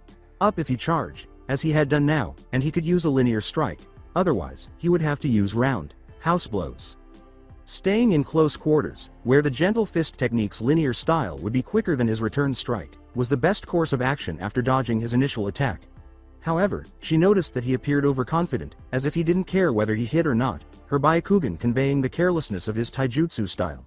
Since all he had to do was approach. The girl's eyes widened, and Dosu smiled under his bandages. The speed and intensity of his attack clearly frightened her, but he wouldn't be forgiving of her for it. She did so as he drew his arms back to strike. Something. And as she vanished, a pair of bracers and greaves struck the ground, only to appear in his face with his arms out of position to block. She had a resolute expression on her face as both of her arms struck his shoulders, palms first, while yelling, gentle storm. Chakra shockwave. Yes, that was precisely how it felt, as her blows caused his shoulders to pop audibly and a wave of chakra to ripple down his arms, painfully blowing out his chakra network from the inside and releasing all of his collected chakra in one go without any control. Dosu was unable to comprehend it. She had been frightened only moments before, and he had witnessed her eyes widen. How had this happened? The Auto Genin saw him arc over, crashing head first onto the stone-tiled floor, the veins around her eyes. Her attack redirected his momentum, sending his legs flying forward even as his torso stopped all forward motion. A Hyuga. He had faced the infamous Byakugan. A concussion, at the very least, if he was any judge, the nausea felt appropriate for it, and any confusion that resulted from his impact with the floor was. A rapidly approaching palm was the last thing he saw before he vanished into the darkness of sweet oblivion, and his mind went blank. For a moment, Hinata observed her unconscious opponent. Even though she had dodged the blow before it hit, her opponent was still stunned by the gentle storm strike she had been practicing. She was positive that things would not have gone as smoothly for this Dosu if she had made contact. Then Gekko Hayate lifted his right hand and swallowed audibly. The winner, cough. Cough Hyuga Hinata. As Hinata looked up at the balcony, the only thing she could see or notice was Naruto's wide smile of joy and pride. Kurenai grinned as she turned to face Shinji, Asuma, and Team 10. She said, "Pick me up at 7, Asuma," and the other Jonin gave her a blank nod. Instead of going to that barbecue place, she now got her fancy dinner, and Asuma would know better than to wager against her when it came to issues involving her team. She hoped they would have some time before Naruto's fight since she saw Hinata in Naruto's arms, talking softly about whatever it was, as the board flickered again, revealing the next two to fight. Akamichi Choji vs Yanagi Tenten. Since Choji chose to employ his human boulder technique right away, Tenten and Choji's match didn't last long. But Tenten didn't think twice, launching a barrage of kunai that were repelled by the spinning form of her fellow Konoha Jenin. Then, as Choji moved forward, she launched another volley, this time of Senbon, which landed upright in the floor and covered the ground in front of him. Choji was finished when the paralytic coated needles were driven into his skin by the young Akamichi's own force and speed. Hayate exclaimed, "Winner, Cough Yanagi Tenten," as the board started choosing the following match. Nusuma Suzume vs Abumi Zaku. As soon as the coughing proctor had called Hajime, Zaku lifted his arms and pointed them out to the Kumo Kunoichi. Only Kakashi and Sasuke could keep up with the speed at which their hands were flickering through hand seals. While Suzume calmly explained her technique, Zaku's eyes widened and he began to send wind blasts at something only he could see, hammering away at thin air as he stared and screamed. At first, nothing seemed to happen as Suzume finished the last seal. Genjutsu technique. Hyaku Suzume no Jigoku. Suzume calmly approached her now frightened opponent, continuing to strike blindly at objects that no one else could see. She then stabbed him in the neck with a needle coated in sleep venom, and the auto ninja was out like a light. Everyone re-evaluated the petite, unremarkable girl with mousy brown hair as Hayate announced the winner. She was much more than she appeared to be, especially with a genjutsu like that under her belt. The board flickered once more, revealing who would fight next. There was no way. This kind of sincere desire was never granted by fate. Neji noticed the smirk as he looked at the Uchiha, and understood what must have occurred. Someone had heard about the fight that Lee had broken up and set up for the final devoted Uchiha, as well as about his encounter with this boy prior to the first exam. As he went down the stairs at the same slow pace as his opponent, he once more focused on the board and the matchup that was on display. Hyuga Neji vs Uchiha Sasuke. With trepidation, Hayate looked at the Hokage, who nodded. Whoever prevailed in this battle would upset Konoha's existing power structure.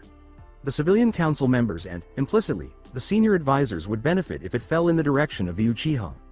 As well as Danzo. Heishi and the other shinobi clans would gain if Hyuga Neji prevailed. Then he called, Hajime. The Uchiha boy started it off with a series of quick hand gestures, attempting the genjutsu that the Kumo Kunoichi had used to severely defeat her opponent. However, Neji's Byakugan broke through the illusion with ease, defeating Sasuke's strategy.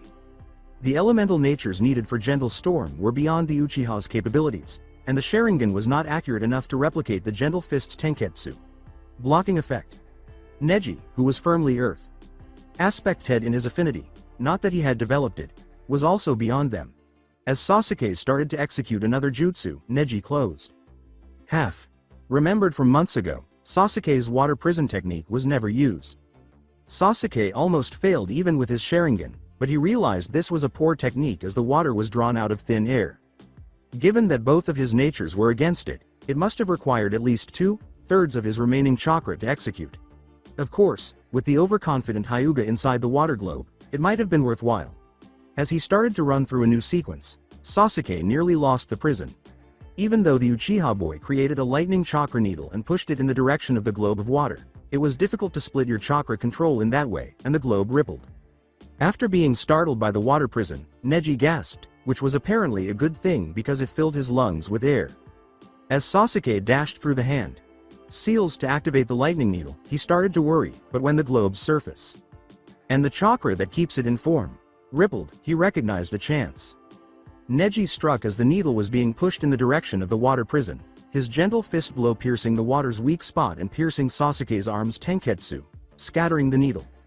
Neji slid into the 8 trigrams stance after a second blow, delivered as Sasuke lost control of the water prison, cut off the channels in the other arm. When Neji began to attack, Sasuke had no chance. 8 trigrams, 60. 4 palms. Neji turned away as an incapacitated Sasuke fell to the ground. He said, "Even you, a mighty Uchiha, could not overcome fate," and he stepped aside while Hayate announced the victor. Nearly everyone in the room froze when the boy on the floor suddenly became intent on killing. The Byakugan displayed a black, negative chakra blowing open Sasuke's Tenketsu points as Neji turned to see him pushing himself to his feet. But it was his eyes that were frightening. Sasuke was still unconscious, and his eyes were still rolled back in his head. Neji was paralyzed with terror as he stood there frozen in place. The Uchiha air collapsed as Kakashi appeared out of nowhere, causing the second ring of seals surrounding Sasuke's curse mark to flare with a hand seal. The student was hoisted over one shoulder by the copycat ninja. "I see we still need to work on containing it," he stated. The board flickered again, diverting most of the witnesses from what had just transpired, and he and the second proctor, the purple-haired Kunoichi, vanished in a whirl of leaves with a swift and ungainly bow. Kabuto surveyed the corpses scattered around him. 4 Anbu just for him meant that he should be flattered, but he knew that something was amiss. He would simply need to return to Orochimaru with his current information and cut his losses. It was unfortunate that he would have to wait to find out the outcome of the small experiment. Tsuchi-kin versus Gara. "Oh, hell, no, I forfeit," the Oto Kunoichi said, ignoring the Suna redhead's irate gaze. "I am not facing that." The spectators shrugged and looked back at the board. Kyoreki Koshi versus Kankuro. Koshi's muscular body was immobile and stopped, still during the first few strikes of the match.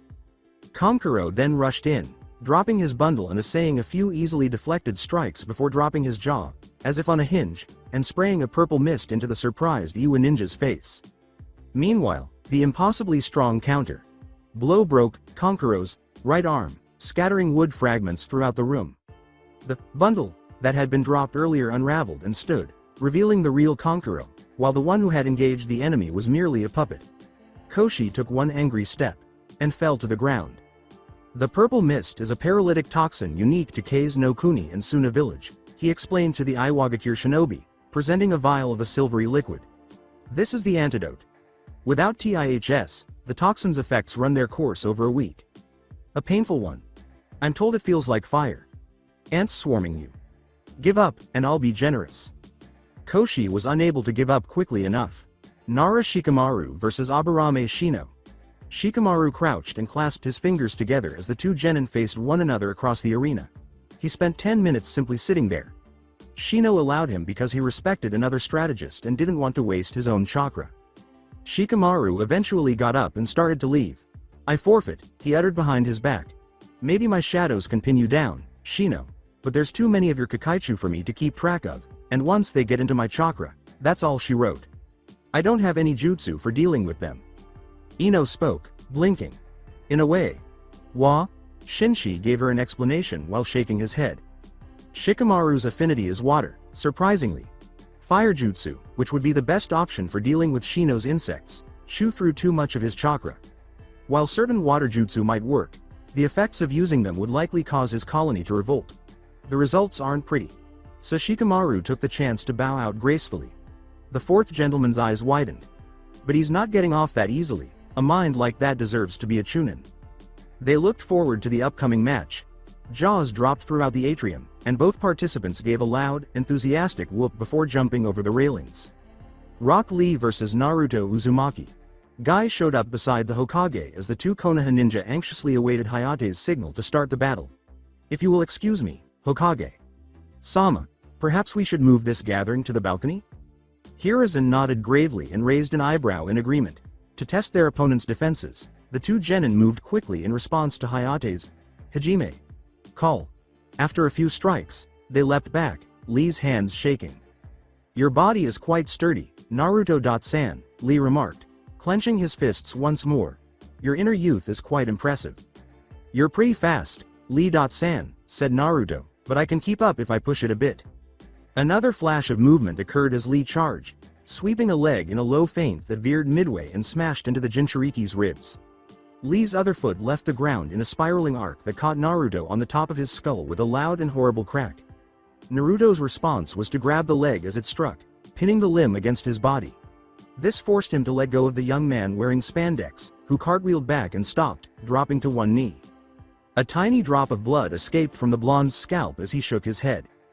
Unwilling to turn away, Hinata covered her mouth with both hands, her fingernails digging into her cheeks. Guy stood by the railing and the Jonin watched, wondering what had caused the crack. Even though he was wearing training weights, Naruto had taken the blow straight to his crown from Lee's full force kick. In fact, the training weights themselves were the source of the blow. And he had a small wound on his scalp and felt a little lightheaded. What had taken place? Did the boy's skull make that noise? Or the leg of Lee? Guy. Sensei, Lee exclaimed, his voice free of pain, which calmed Guy a little as he turned. Naruto's defeat was unfortunate, but a head injury that cracked the skull was no laughing matter. He heard him call back, "What is it, Lee? I am requesting permission to remove my weights, Guy." "Sensei," Lee responded. "3 on my left leg have been broken, and I believe Uzumaki-san presents an adequate adversary, a most youthful rival, to overcome." Guy made an effort to comprehend this strange reality. Lee's weights for training, on collision with the skull of Naruto. Had it broken? However, they were made of steel and were engraved with unique gravity seals that increased their weight and affected every part of the body. It shouldn't be the bone that breaks the steel when it comes into contact with bone, especially that steel. As he put the cloth away, he glanced at the orange-clad shinobi who had removed a cloth from his pocket to wipe the blood from his face and stop the bleeding. He had barely done more than swipe absently at the wound, and he was no longer bleeding. It was difficult, but it was necessary. Permission granted, Lee, but exercise good judgment and caution. With the weights from his leg warmers in each hand, a jubilant Lee leapt to his feet. "Thank you, Guy. Sensei," he exclaimed joyfully. "Oh, and youth." When he let the weights fall, which, upon impact, smashed the floor, sending dust clouds skyward. All but 2 of the minds in attendance were filled with the disbelieving question, how much did those things weigh? Maeda Guy was one of these, and his pupil was the other. Then, astonishingly, Lee disappeared from sight, moving too quickly for the eye to follow, and Naruto was hurled skyward by a kick he did not expect to hammer into his jaw from below. Lee reappeared as he was flying through the air, kicking Naruto hard in the stomach to send him flying in a different direction. This wasn't good. In an attempt to sense the wind, Naruto directed his chakra into his whisker marks, just as he had done successfully against the Uru ninja in the forest. However, it was ineffective because Lee was too fast to do more than roll with the blow, which lessened the actual damage. When Lee's bandages, which had been wrapped around the older boy's wrists, slashed around Naruto, trapping him for whatever was about to happen, he got a sense of how much trouble he was in as the blue-eyed Jinchuriki sailed across the room parallel to the floor. Strapped together, they started to spiral towards the floor, gaining speed as they plunged towards the stone, with Lee jumping clear at the last second. Even though the floor shattered again and the dust from the impact covered the floor, Naruto felt no reluctance to unleash his bone metal now that he could clearly sense Lee. The spikes drove outward, and parts of him simply plated over with it. His chakra was drenched in survival. On the shinobi statue's raised fingers, panting, Lee emerged. He wasn't sure what was different about Naruto, but each time he'd punched or kicked the boy, it hurt, particularly if the bone was near the flesh's surface. Lee was worn out and his body hurt everywhere, at every impact site. No one could see through the dust except for the 2 Hyuga, who were using their Byakugan. Although Hinata might have been comforted by what she saw, Neji's eyes were protruding much more than even the Hyuga bloodline limit could explain. Naruto was slowly drawing in his plates and bony spikes inside the settling dust. He didn't want too many people to see his Kekkei Genkai active just yet, and he was almost out of breath. All he needed was another month. He had been severely damaged by Lee.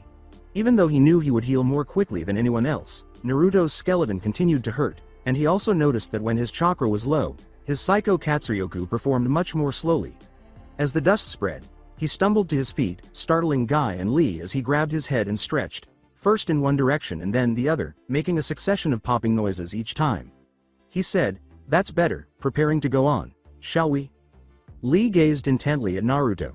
He had initially been alarmed upon realizing that he had just executed the primary lotus on a less experienced ninja, reacting more instinctively than consciously. He had feared that he had murdered a fellow Konoha Jenin. Now, there was a completely different source of the fear. Naruto got up and demanded more after that. He turned to face Guy Sensei, who gave him a headshake. He would be even more strained if he opened the gates, and the damage would probably take months to heal. He stood and spoke clearly. When he said, "I see no benefit to continuing this fight, Proctor, I forfeit this match." Hayate gave a headshake. Indeed, these were peculiar conditions. Winner, Cough Uzumaki Naruto. Even though Lee didn't move any more quickly, Naruto's plodding ascent of the stairs was a clue to those who knew him well. He nearly shuddered under Hinata's tender gaze as he drew nearer. "I'm sorry if I worried you," he said to her. "I know," she responded, "but we are shinobi. I don't ask that you stop going forth. I ask that you always come back to me." For him, it's a promise. "Believe it," she whispered and nodded. "Always." A whisper, Hinata. "Hime," he said. "Hi, Naru-kun? I love you very much," he responded, "but I'm going to fall over now." She caught him as he matched the word to the deed, holding him close while he slept with his head resting on her lap. Naruto was re-evaluated by Guy and Lee. Once more. The boy had bluffed Lee into a forfeit because he had been practically running on the fumes of his chakra. This one was definitely worth paying close attention to.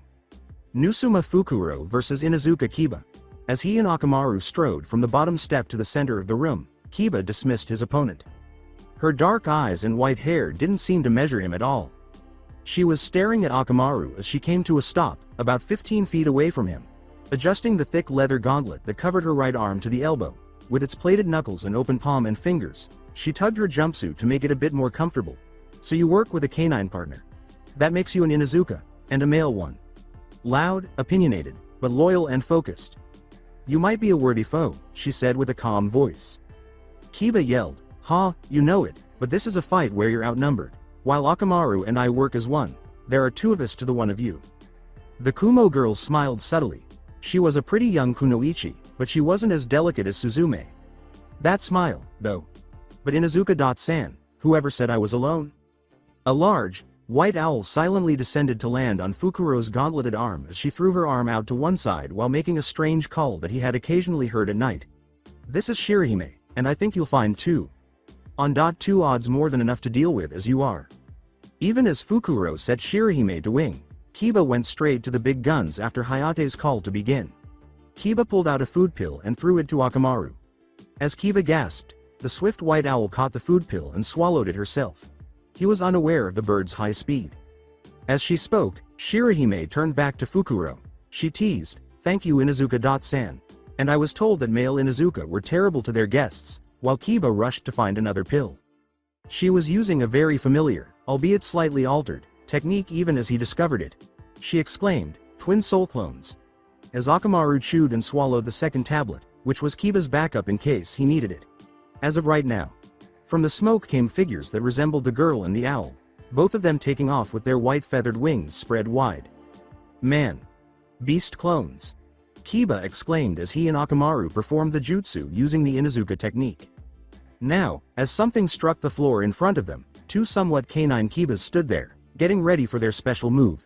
And before either could turn away, it exploded into dazzling light. Unable to defend themselves against the silent aerial assault that left them trussed up like chickens in reams of ninja wire, both Fukuro and Shirahime were blinded and unable to hear them as they swooped in. As the proctor said, "Winner, Cough Nusuma Fukuro Cough." Kiba's partner yelled at him while he struggled to break free from the wire. Akamaru simply dispersed the jutsu to do so, praising their opponent's strength and cooperation. He had been somewhat reminded of his mother by this Fukuro. He thought, "Oh, Kami," recognizing a larger, more powerful version of his feelings for Hinata. "I'm in love." Tamari vs Akado Yoroi. The Konoha shinobi was thrown a foot or so into the wall behind him before he fell forward and collapsed as the wind from the Suna Kunoichi's fan dispersed. Hajime, called Hayate, and a huge gale, force typhoon smashed past him. Winner, Tamari Koff. Tamaishi Tobu vs Tsurugi Masumi. Although Tamaishi appeared to be a near-exact replica of his teammate Koshi, Tobu was an artilleryman who favored long-range jutsu, whereas his friend favored a strong defense. The Iwa ninja was already making hand-seals when Masumi leapt back to get enough distance to employ his own technique, which involved dislocating and stretching his limbs, flying avalanche jutsu. As they flew through the air toward the unfortunate shinobi who were opposing Tobu, several rocks ripped their way through the floor and whistled. His flexibility was of little use when you were being pinned down and having rocks dropped on your head by a torrent of stones. Hayate exclaimed, "Winner Koff, Tamaishi Tobu." They simply pressed Masumi. Ino Yamanaka vs Kura Ginkumo. After some repairs were completed, Ino took her place on the atrium floor and faced her opponent, A short, thin man holding several kunai who actually squatted and balanced on a kunai he had buried in the floor. She recognized that look of boredom on his face. His eyes were never still, always moving. This was a Shikamaru. Like strategist, it wouldn't be simple. She recalled the advice from her new sensei as the battle started. If they know your name, he had stated, then they have a good chance of knowing what you can do with it. So do something else, something they won't expect, to buy yourself time. It does take time to make that focusing seal the Yamanaka jutsu require, so cut it to the bone. And she had training to make her seal faster than she had ever imagined possible. She had promised herself a new objective, to become proficient in her clan's jutsu until she was no longer in need of the seals. Even her father was unable to do it. Her adversary said something. His words were, "I'm sorry." What? He reiterated, "I'm sorry," and went on to say more. "That you've already lost, I mean. Just luck of the draw, I guess." As Ino waited for the proctor's call, her face turned red with rage. At last, she raised her hands to perform the hand seal in. As she did, Kura's voice cut through her focus. He waved his hands in a complicated pattern while his kunai swooshed past her in a wide pattern. "Tsuchi no Kuni's mines produce some of the best ninja wire," he said. Ino raised her hands again, but was unable to bring them together, so she snapped, "So what?" She looked up at her opponent and noticed the metal rings adorning his gloves, as well as the cables that attached to them. With both hands raised, he tightened the wires and pulled his opponent to the ground, immobile. "I thought you'd appreciate being beaten by the best," he replied. Kumojutsu? Cat's Cradle. Dairaseki Otome vs Haruno Sakura. Hayate looked from the pink-haired girl to the other, who, except for her jet black eyes, appeared nearly white.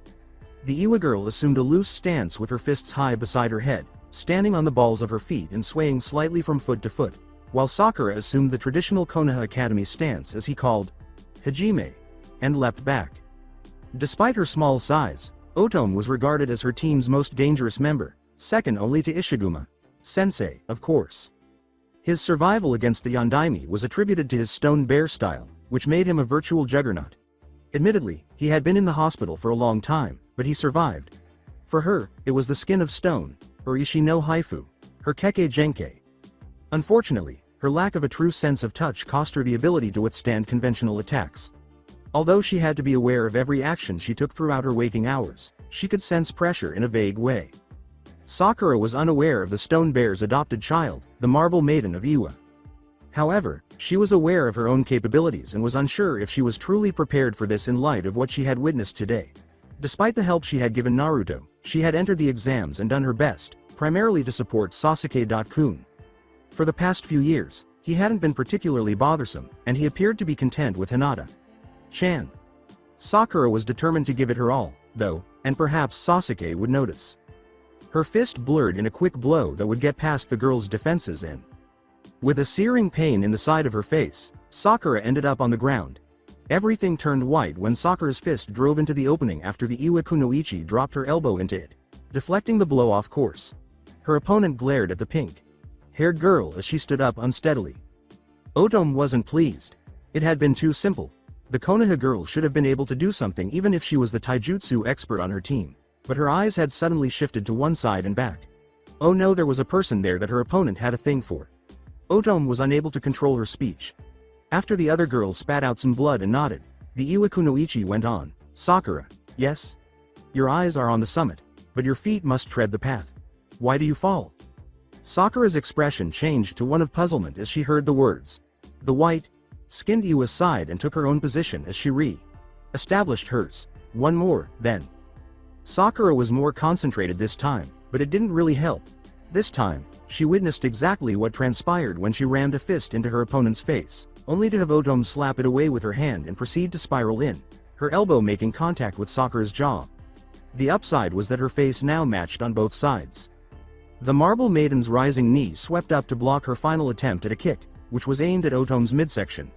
The smaller girl brought her leg down in a crashing blow, like an axe through wood, and the rest of her leg extended straight up, making her two legs almost a straight line up and down.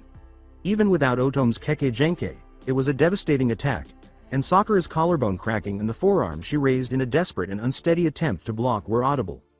Sakura was shocked when she heard Otome curse. "Sorry, I think I overdid it a little," she replied.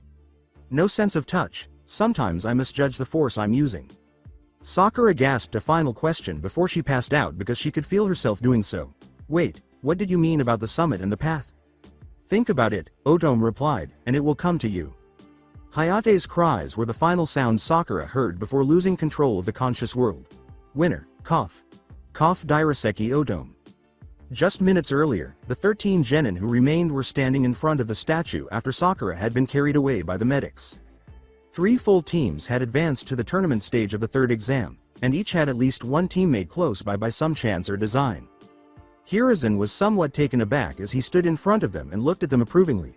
Although he had been confident Naruto would have reached this point, it was a surprise bonus that his teammates did as well. The fact that so few Konoha ninja had advanced this far would have been a drawback to the outcome, but he was happy that the best genin were present. Without introducing himself, he declared, "The 13 of you who stand here are the very pinnacle of shinobi. What's the point of wasting time?" He would have to listen to the council's civilian members complain about the Uchiha's unfair treatment after he left, including how someone must have drugged their golden boy or cheated to pull that match. They wouldn't comprehend that curse mark's corrupting power. He continued, forcing his thoughts away from Sasuke's predicament. As a result, you will be set against each other in the tournament in 1 month's time. This delay serves a dual purpose. First, it allows those important persons and officials who wish to attend time to arrive. They can see for themselves the quality of shinobi they're hiring for their tasks. The second reason, and far more relevant to yourselves, is that it allows you time to train and develop new techniques or master old ones. As each of you has seen the others fight, with a few exceptions, here he was thinking about Naruto following his battle with Rock Lee, so you know something of your opponents. Now is the time for you to find something to surprise them, to show others that you are not stagnant and idle, but truly ready for the responsibilities that come with being Chunin. Your sensei await you, and I wish you good training. Dismissed. The remaining ninja made their way to their sensei and the teammates who had not required medical attention or specialized assistance as the Hokage swept out of the room. Kiba was the most confused of those who hadn't advanced, and his eyes kept wandering to the Kumo squad, who had all qualified for the tournament. Or, more accurately, toward a specific member of it. When Hinata saw the signs, she grinned. The poor boy was in love and didn't know how to handle it. Additionally, one of his teammates was admitted to the hospital, and the other was having his curse mark covered. If that was a feasible objective. He was unable to even look at his sensei. She gave Naruto a quick look, nodded, and approached their Inuzuka friend. Kiba, we were going to go to Ichiraku's for ramen to celebrate our team making it this far. Would you like to join us, you and Akamaru? She asked courteously. Kiba shook his head as he glanced up at her. Nah. I've got some deep and heavy thinking ahead, some stuff I may even have to ask my ma about. I wouldn't be very good company, anyway. Tell you what, next time. He stopped. Since Naruto could easily eat his way through Kiba's savings, he didn't want to use the phrase, my treat. All you can eat, was the equivalent of telling Choji. After saying, I'll buy you guys a bowl, he walked off. Gecko Hayate moved up to the front of the dais with a whiteboard set up and a box that rattled from a hole in the top before anyone could leave. If I could get your attention, please, those who will be part of the tournament. In this box are a number of white balls with numbers from 1 to 13.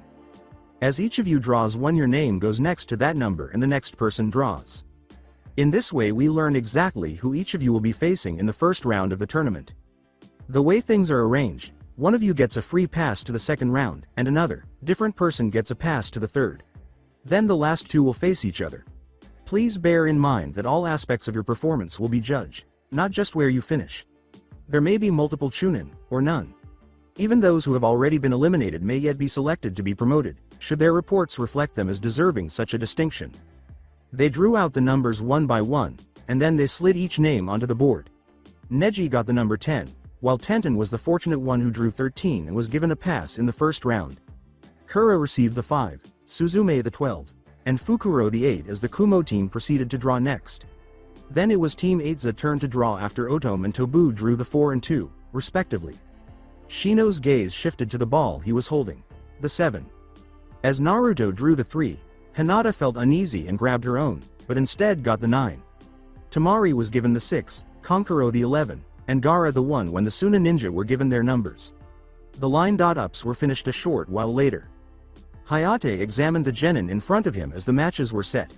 Now that we know who will be facing who, each of you should discuss your training for the next month with your sensei. Since you will be unavailable for missions or legal issues, unless you commit a crime, you will each receive pay as though for an ongoing C-rank mission. Good luck to you all. Kuranai was examining her Jenin closely and mentally reviewing the situation. As demonstrated in the preliminary round, their abilities were astounding and easily Chunin level, and the Hyuga clan had been shaken by Hinata's victory in particular. Although the gentle storm she created was a devastatingly effective extension of Hyuga techniques, most of the clan would attempt to deny it because it was in a direction they couldn't use. To spite their face, discuss chopping off their nose. She needed people who could help them advance to the next level and teach her Jenin. In a message from his grandfather, Shino's father acknowledged the young man's progress in integrating his lightning chakra with his colony and offered the youth a second colony, something that the Aburame believed was exclusive, special, and most importantly, able. On that count, she was most definitely not going to stop him. The choice of Naruto's teacher should have been simple, but after witnessing the fight, she had to consider whether anyone she knew could help him improve his skills, and Naruto had already faced all three of those. Actually, perhaps she ought to ask them. As she considered his altercation with Lee, she was trying to find a flaw in the situation that needed to be fixed when she suddenly realized. While Lee had removed his weights, Naruto hadn't. Regarding Hinata, the Hyuga would have already demanded that Heishi, their most skilled warrior, assist Neji in his training, and the man would have complied. However, he was unable to help Hinata with her distinct style, which was based on the same Hyuga style but seemed to be much more dangerous. She needed someone who could help her develop a new style and who had a lightning affinity to help her integrate it. The best thing she could do would be to ask Jiraiya for help and then let him handle it, but first. Shinshi-kun, I have a tiny favor to ask of you. In return, I'll help your team with dealing with genjutsu. A man sat at the bar, nursing his sake, wearing a wide hat and a gray cloak embroidered with a crane.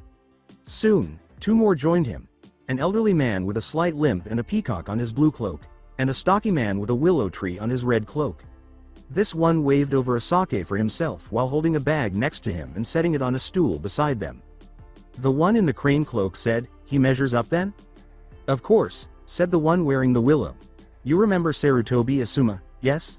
He was assigned to Asuma's team as a Chunin assistant, and was so efficient at keeping them improving themselves that it became a habit. He even had Shikaku's boy doing sit-ups while he watched the clouds, if you can believe it." The man wearing the peacock nodded. "He even brought his team to be outfitted anew at my store as a form of consolation prize," he said. "The youngest gentleman has done all that we have. He just needs to really show what he's capable of in a life or death situation." We're agreed, then. After giving each other a nod, they separated. It quickly became official. A fourth gentleman had been accepted by the other three. "Let me get this straight," the blonde said sternly to her longtime friend. "You want me to go back to the village that claimed the lives of my brother and my fiancé, in order to train to kids who have a huge potential, one of which we know already, the other is a girl starting up her own style branching off from her family's, in order that they can take up the dream my loved ones died for, that killed Minato and Kushina, all because they deserve better than what the council would let them have or relegate them to." When Jiraiya said it that way, she winced. "When you say it like that it sounds so bad. I'm sorry, I'll have to make other arrangements." Without looking at it, the fist that wrapped itself in the front of his kimono and pulled him to her face had no right to be so powerful. She hissed, "Ooh, no, you don't," at him. "I wasn't saying no, I was just making sure I understood. Uzumaki versus impossible, my money's on Uzumaki. It's the only time I win without a disaster waiting in the wings." The well-built, bald man with the goatee turned to Naruto and said, "Greetings, Uzumaki. Sama, Hyuga. Sama." His new green cloak, adorned with a tiger, billowed in the breeze, and his dark glasses concealed his eyes. "I am Sodaitora Shinshi, the gentleman tiger. I am here to assist the two of you with elemental integration, and learning the lightning element. Sadly, I can help little with the fire element, I have only earth, wind and lightning. But what I teach, you will learn." As the elder shinobi pulled out a brush and a scroll, Naruto and Hinata looked at each other. The first step would be to increase the effectiveness of your weight training. Now this is a gravity seal with a factor of 2. Heishi and Neji worked together in the Hyuga compound, giving the young man a firm and unwavering hold on the gentle fist's fundamentals, while his nephew's teammate received extensive training from her adoptive father. However, he was beginning to worry about them because they would go away together in the afternoons and then show up much later, flushed, sweating, and nearly worn out. For some reason, he couldn't immediately think of any other activities that would have two teenagers in such a state, but he was sure of a few others. He assumed that they were having fun and that he wanted Neji to be content, but maybe he should follow them the next time to make sure they understood what they were getting into. In the mirror, Sasuke scowled. This curse mark had a third ring of seals inked around it, presumably to keep it sealed off. They wouldn't function. Those seals had been set by a master, the Sannin Jiraiya, and they hadn't worked the first time. Only 2 people in Konoha's history had outstripped him in terms of Fuinjutsu, and neither of them was still alive. The trio that showed up in the Hokage's office was peculiar. At the oldest, the blonde appeared to be in her mid-30s, the brunette with the pig was in her 20s, and the elderly man with the white hair was probably in his 50s or 60s. All 3 bowed low and carried themselves like shinobi. As requested, Hokage. Sensei, we're here to assist in the training of Uzumaki Naruto. With the exception of sporadic appearances at some humorous thing Naruto had pulled off, Sarutobi Hiruzen's smiles had been missing from his face for far too long. He got up and walked around the desk to give his former pupil a hug. Welcome home, Tsunade-san. So Naruto was all it took to get you home then? I wish I'd have known this earlier, I'd have had him write to you. As soon as I taught him to write. You have really been gone far too long. Let me tell you what that boy has done so far, especially his mission to Nami no Kuni, and how well he's done in the Chunin exams. When Tsunade recalled the exact words from an old wager she had made with Naruto, she turned pale. Jiraiya cleared his throat nervously as she looked at him. Chunin exams? He's in line to be a Chunin, now, is he? She asked. I knew something had slipped my mind, said the man. It was too late for the Toad Sage to realize that he had just made another mistake. Apparently he's done quite well, a very strong young man, and that's why he and his fiancée need your training. Fiancé? Dear Jiraiya-san, please do tell me how a young boy gets engaged and you forget to tell me about it. Tsunade's voice fluctuated between purrs and growls, and Jiraiya sensed the deep, unconscious beast that all men have inside of them. You're on your own, repeatedly as you crawl under his imaginary bed and hide. It seemed like a great idea to come clean. The fact that the Uchiha were no longer in the running for the tournament made Shimura Danzo even less happy. He opened his mouth to speak, but the Hokage interrupted him as he glanced around the table at the other council members. Hiruzen nearly growled, not a word, Danzo. With such venom that even his former teammates were shocked. With the migraine masquerading as a Chunin exams that you insisted Hitaki Kakashi nominate his team for, if you say one word about his not being given a fair chance, I will, by the 1001 kami, nail you to this table and let Ibiki and Inoichi at you. The council didn't say anything. Despite this, half of the council was impressed, as were the majority of the shinobi. Even looking at Danzo was a challenge for the Yamanaka head. Go ahead, that expression seemed to say, I dare you. And I will enjoy ripping your secrets from your mind. Danzo, being wise, said nothing. Hiruzen scowled at the meeting's agenda. Hiruzen glanced at the civilian side of the council and said, HMPH. Let's see what you have in your heads today. First item, the obvious railroading of the preliminaries and the defrauding of Uchiha Sasuke of his place in the tournament.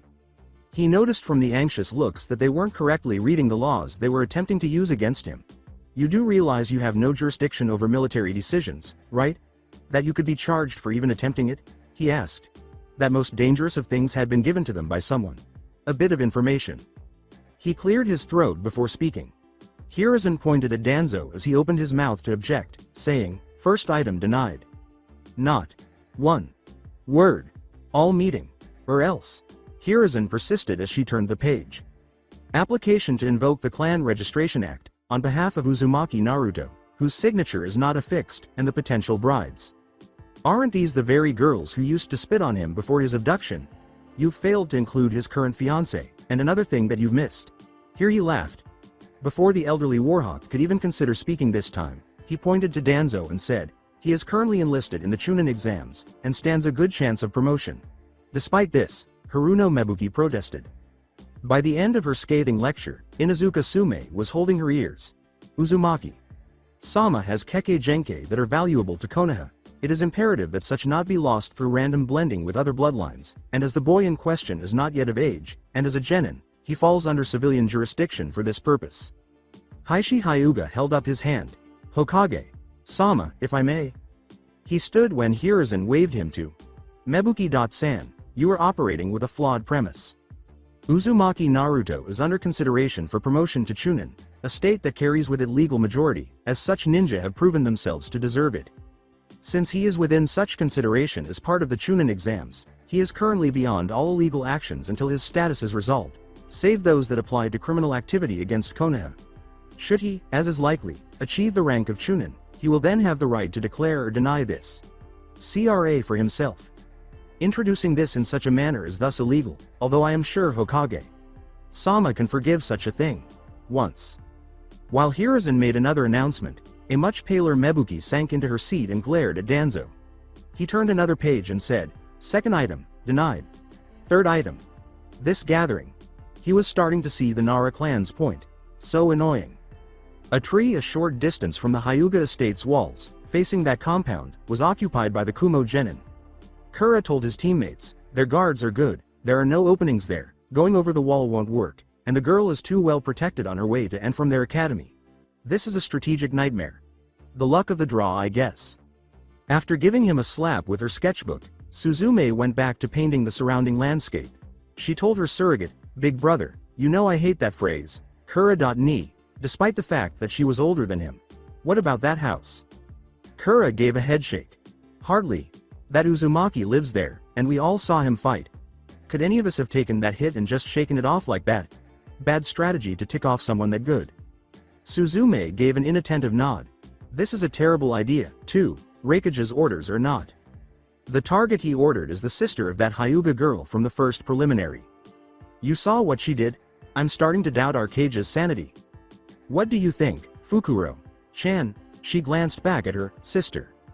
They were all orphans taken in by the kindness of Kumogakure no Sato's collective heart, and none of them were related other than by circumstance. And she wanted to sell you a bridge in Nami if you thought that. Kura's last name had been the same as theirs not too long ago, but now it was kind of cool. Nusuma. Taken. A dead giveaway. But her sister, who was practically blood, was not listening. Instead, she was gazing off into space in a dreamlike manner, toward a young man with a small white dog and disheveled black hair. Fukuro gradually realized that she was needed by her team. If they build them like him, this place can't be all that bad, can it?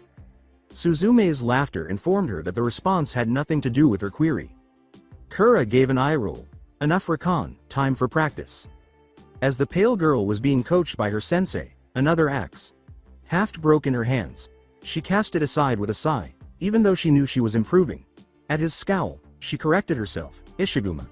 Sensei, I don't think weapons are the answer. 2.san. Sorry." Her adoptive father, the stone bear of Iwa, said, "Indeed not," in a voice that sounded like gravel being gargled. "But it has given you the control you need for the Dreambreaker Jutsu. Now, gather your chakra." So, Jiraiya caught Naruto's attention. He had considered Tsunade. Sama's offer to assist Hinata in his training upon his arrival to be a blessing, and Jiraiya's offer to instruct him concurrently was nearly as welcome.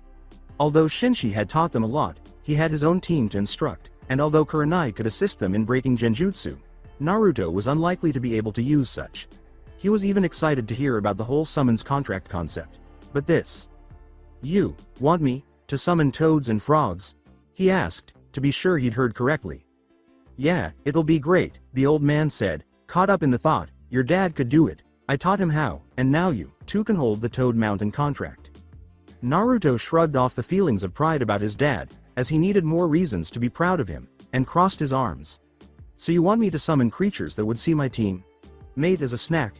You do recall that she knows an Aburame, right?" The look on the old Sanin's face informed Naruto that Jiraiya had indeed forgotten. "What other summons are there?" "Kakashi has the Dog Plains contract, Tsunade and Shizune the Slug Marsh, that Anko girl has the Serpent River, and the Hokage has the Monkey Jungle one. There are others, but those are the main ones." Jiraiya shook his head. "I've even heard rumors that the female Aburame have been keeping the Mantis Ridge contract hidden." "Is there a fox contract?" Jiraiya raised an eyebrow. "According to him, not that I know of, kid. I suppose if you had a powerful enough creature, you could make one, but you also have to find the associated location for the creatures you summon, and that goes in the contract's name. If a contract's signatories all die, then the next person to summon the creature has to start from scratch."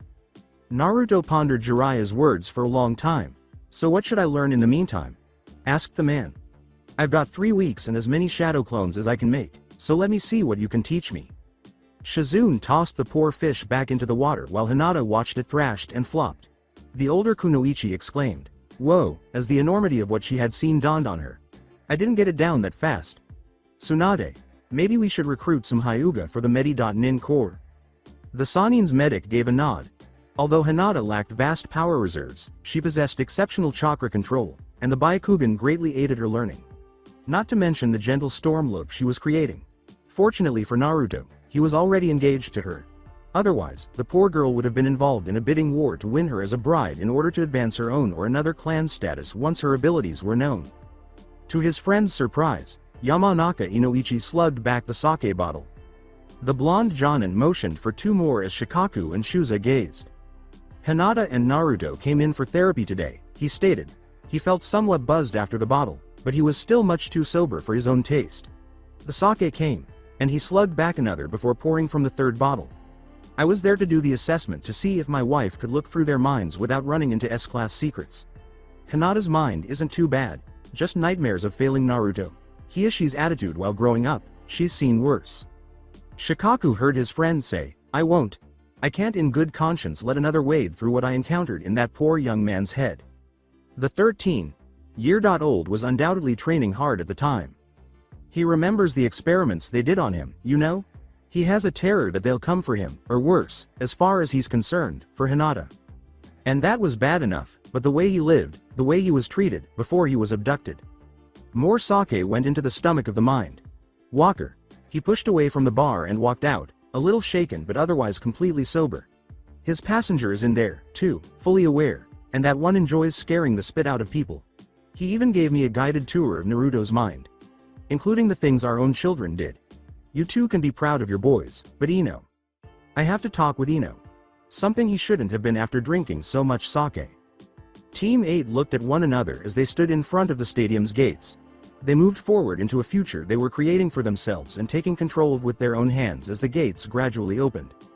Ino and her parents sat in the stands, watching the gathered hopefuls and listening to the rumors below. Her father had asked her to look at some memories 2 weeks ago so he could understand the background of what she had done. She had hiked with him as he dug into her head, scrutinizing everything she had ever said or done, perplexed. To Naruto. As she witnessed the past resurfacing and realized exactly what she had done, that is, how she had snubbed this filthy, poorly dressed orphan's attempt at friendship, she had pondered why. Unless a ninja is a fool or decoy, why would they wear orange? She had witnessed the other children engage in behavior worse than taunting, the battered and bruised Naruto, and once even the beating he endured because he refused to give the basic school bully his real name, preferring to call him Hajime, on the grounds that, well, you're always starting fights. She didn't feel proud of who she had been before, and she wasn't anticipating the lecture she knew her father would give her. One that she believed she truly earned, and what adolescent girl ever believes that? Then her father discovered a long, forgotten memory that she had repressed. While that Hyuga girl, Hinata, was being dragged away by an insensitive carer. If such an oxymoron could exist, she discovered Naruto in the park, severely beaten, with a welt on his forehead from an adult's hand. She had wished to stay away from the boy, and the bullies had gone laughing. However, she had heard a loud growl from his stomach. One ball of rice. She had been reserving one single morsel for herself as a treat on the way home. She didn't know why, but after hearing the Hyuga girl's words, she left it for this boy when she saw him. Years after the incident, she was still unsure of why. She opened her eyes and stepped back from her own thoughts. It was shocking when her father suddenly embraced her. She had expected a lecture, which she believed she deserved, but for some reason, that one memory, that one rice ball, had affected her father, who is usually cheerful and stoic, in this way. As he spoke, she could hardly hear his voice. He had muttered, I have seen Naruto's side of these events, too. I'm not happy with your behavior. But that rice ball. He never knew who left it for him, but he remembered it. You didn't give it to him to get anything. There was no possible gain for you. You left it because it was the right thing to do. That makes me proud of you. She forced herself to ignore her reflections in order to see her old classmates perform as the stands echoed with the clamor of the audience. The sickly proctor and his helpers, a man with a long grass stem in his mouth and a woman with long purple hair, stood side by side in the arena, a good 20 feet below the stands. Gecko Hayate moved forward with the sheet with the match.ups arrayed on it, and all three of them brandished swords. He pointed to a doorway in the stadium's walls and said, take a quick look at this and refresh your memory on who your first fight is against. Those of you not in the first match are to go up the stairs behind that door. This was the waiting area for the contestants. Hiruzen glanced at the cage on the next throne over as the non-fighting participants hurried off the field. He believed it to be the cage, anyway. He had never met the man, and he couldn't be sure because of the veil covering his face. What made him seem so familiar, then? In an effort to engage the man in conversation, he said, "Your son is in the first match, I see." The cage said, "That is not my son," in a halting voice. The man behind the mask had other ideas, but he said them quietly and angrily. "I do pity the Iwa boy's bad luck. I hope that Gaara's bloodthirst doesn't go too far, that could ruin the whole plan." 1. Gaara Sabaku vs 2. Tobu Tamaishi. Tobu was aware of what he was getting into because he had read about Gaara's involvement in fights against Iwa ninja in the past. They lacked beauty. Nevertheless, he believed that because he was stronger and more resilient than most, especially given his proficiency in earth jutsu, he should have a chance. The one named Gaara just stood with his arms folded as he assumed his position. Tendrils of sand, which were still slowly pouring from the gourd on the other boy's back, rose up from the ground and slapped aside the hail of stones from Tobu's first jutsu, which was meant to test the waters, so to speak. The young man in the white outfit had a lot of muscle, and Gaara was measuring him. He sent a wave of dirt towards Gaara, but it stopped dead when it struck a counter wave of sand, and the rocks were only vaguely interesting. Mother screamed for blood, and this was dull.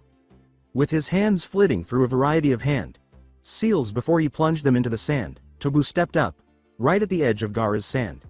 He exclaimed, "Doden." Terrain domination. As he released the chakra to control this sand to obey his commands rather than those of his adversary. Thus, it was quite unexpected that when he attempted to stand, the sand held him firmly and started to spiral up his arms, covering him as Gaara eventually raised one hand in his direction. The harsh whisper, "Sand coffin," caused Tobu's heart to sink in his chest. He knew what would happen next, and the last thing he saw was his friend Koshi, covered in sand and yelling Tobu's name from the stands. Sand burial. Gaara sighed suspiciously, as if in relief, and Tamari relaxed slightly as the sand covering the larger Jenin turned red with a horrible sound.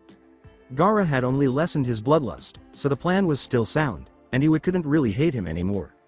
When Gaara pulled the blood-soaked sand back to his gourd, releasing the crushed and ruined thing that had once been Tobu, a young man full of laughter and knowledge, Otome watched what was left of her teammate drip slowly through the sand and wondered why she was still unable to cry. She was capable of sadness and mourning, but she never shed a tear. With a grim expression on her face, she raised one corner of her mouth in remembrance of the fights. She could extract her friend's equal worth from this Gaara's flesh if she just won her next match. 3. Naruto Uzumaki vs 4.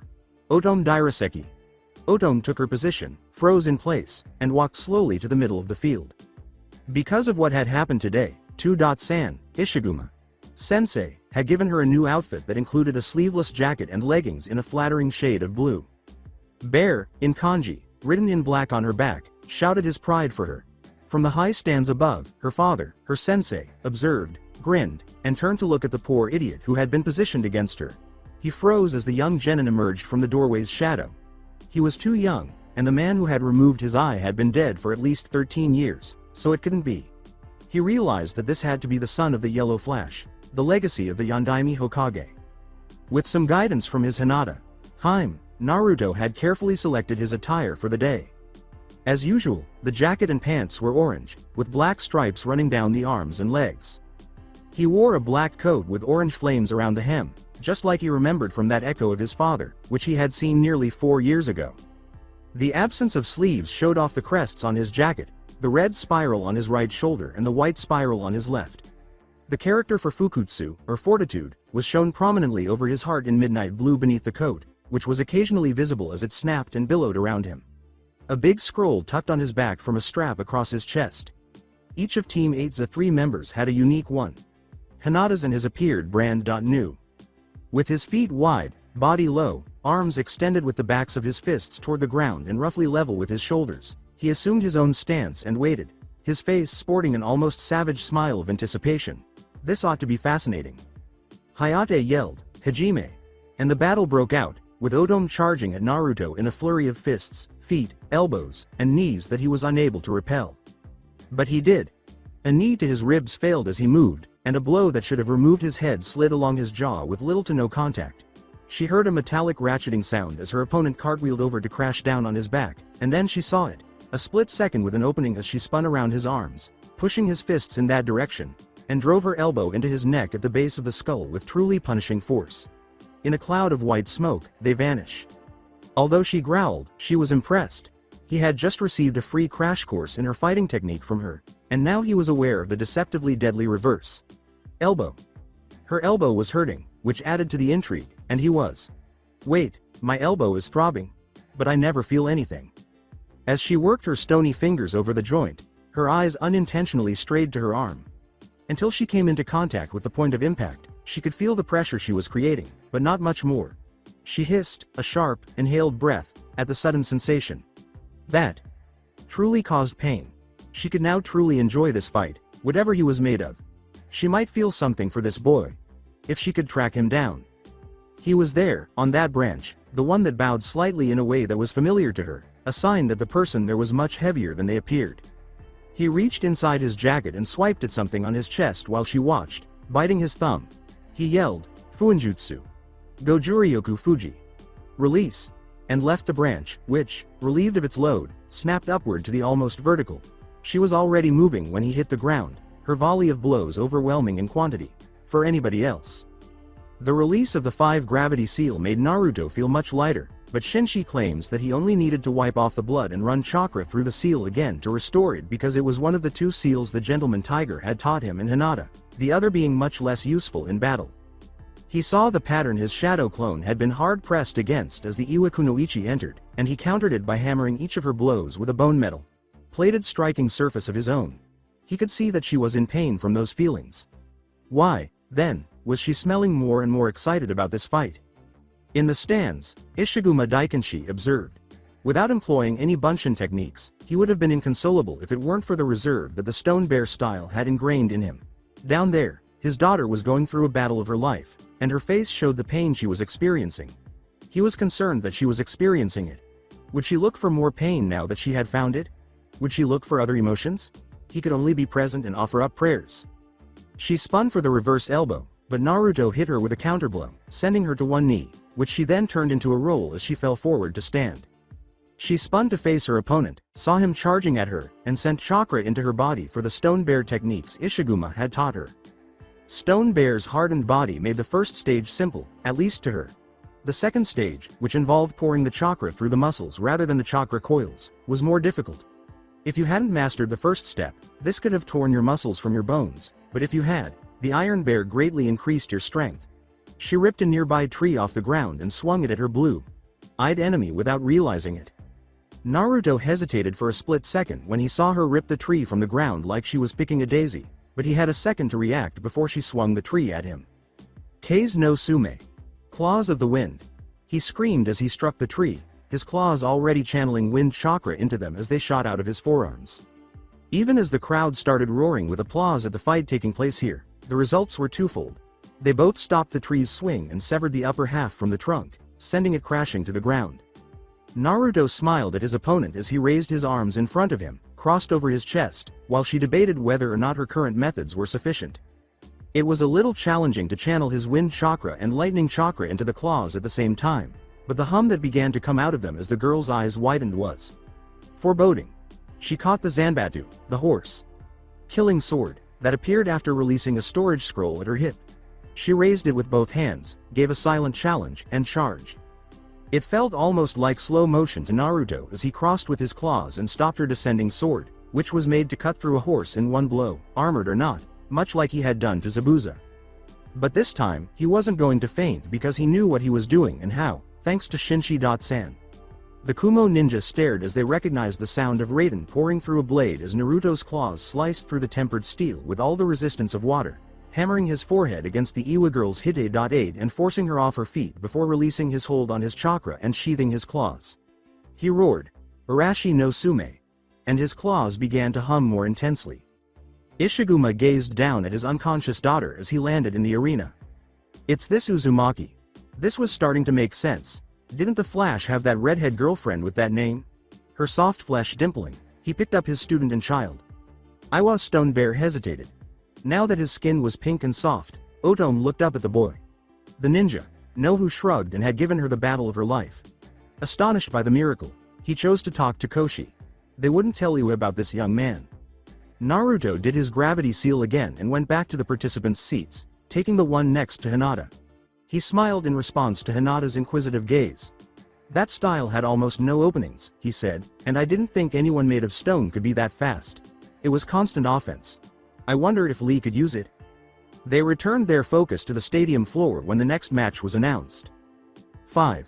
Tamari no Sabaku vs 6. Kura Ginkumo. Like many others, Kura had been a little taken aback by the battle between the two former Jenin. However, he didn't let it get to him. Instead, he expressed gratitude for not being the unfortunate number 4. His mind raced on 5 different paths as he skated down the wall on his chakra, a technique he had learned from the tree climbing exercise. It was just a matter of cycling the chakra, letting it pull you along, and what he did now was a slightly reversed version, with his chakra used to slow his descent. Analyzing the prior battle was the first and quietest section. The second, slightly louder, was going over his opponent's known strategies and potential retorts. She was adept at maintaining mid to long range distances and could deflect his weapons almost at will, making her a very difficult opponent. Third, he was thinking about a mystery that had only recently been solved. They sometimes lost their sensei. He would vanish, and he would be gone for several hours. Was Sagi Sensei being enlisted by Konoha, or was his devotion to Kumo as strong as the Raikage thought? Fourth, Kura was thinking about where he and his sister came from. There were no other partnered clans in Kaminari no Kuni, and none of them really looked the part. Since the Raikage had given them a suicide mission, kidnap a main branch Hyuga?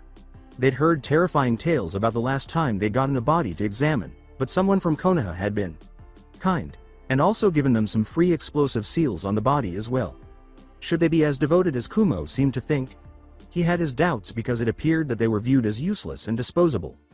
However, his fifth line of thought was the one that dominated his consciousness. Was winning his goal? Yes, he would have demonstrated his tactics if he had defeated this Tamari, but the girl appeared somewhat preoccupied and only seemed to unwind after her brother had killed someone. Additionally, he would have to battle this Uzumaki, and his performance against Iwa's Marble Maiden was enough to warn him to leave him alone, if the name wasn't enough. He was standing facing the Suna Kunoichi, who was carrying her fan over one shoulder in his usual position, balanced on one foot on a kunai. But the ideal plan, with an absurd amount of flexibility and a huge number of contingencies, was right in front of him.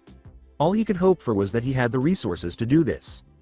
As soon as the Kumo Jenin moved, Tamari deflected his kunai with her fan while it was still closed, then swung open to cut the trailing wire with the edge sharpened by the chakra. The young man had slid away on the wire standing taut between the kunai he'd thrown and the one he'd stood on, and she had deflected the one aimed at her. "You won't catch me like that," she boasted, returning the favor with a blast of wind that hammered where Kura had been seconds earlier. She quickly looked around and saw the kunai and many connecting wires, but she didn't think they could be used to trap her because they were tightly stretched between the arrayed kunai. However, his peculiar method of sliding along the wires could become annoying, so she grabbed one of the kunai to break up the wire network. She was lying against the stadium wall, twitching as she struggled to stand after a moment of blinding light and deafening crack. Adjacent to her, a level but amused voice spoke. Kura asked the Suna Kunoichi and asked, "What do you think of my jutsu?" He drew a line across her throat with a red marker and said, "I call it my lightning step technique. It gives me mobility, and I get to defend myself from anyone fool enough to touch the web. It's going to take a while for your nervous system to realign, so I win, I guess. Don't feel too bad, it's just the luck of the draw." The cage did not even stir in the cage's box. He whispered, "Another failed tool. Did this alliance turn out to be worthwhile? What if he had obtained the Ichibi in a different manner? No, the plan could not be changed now because it was too late. In the confusion, he would simply have to hope that Kabuto could get that Uchiha for him." 7.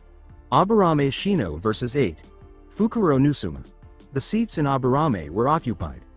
The clan's men and women sat in clusters around his parents and his younger sister, who was too young for her first colony, as a sign of support for their young representative. As the first Aburame man in generations to be allowed to sign the Mantis Ridge summoning contract, Shibi and Hotaru continued to watch their son. For his part, Shino didn't appear to mind being watched while he performed. He had received a new coat with a longer, better cut, and some new weapons that the Kamakiri Kaseki herself had taught him how to use in place of the staff he had previously used. His Aburame reserve, sunglasses, and greatcoat made it almost impossible to read his thoughts. The image he now presented was enhanced rather than diminished by the scroll across his back. As she executed the same merger trick she had used during the preliminary round, Fukuro glanced at him, and Shino sighed as the two owl girls shot into the air. His new weapons, the Naijuten Kamakiri, sprang from his sleeves to his hands as he thrust them forward.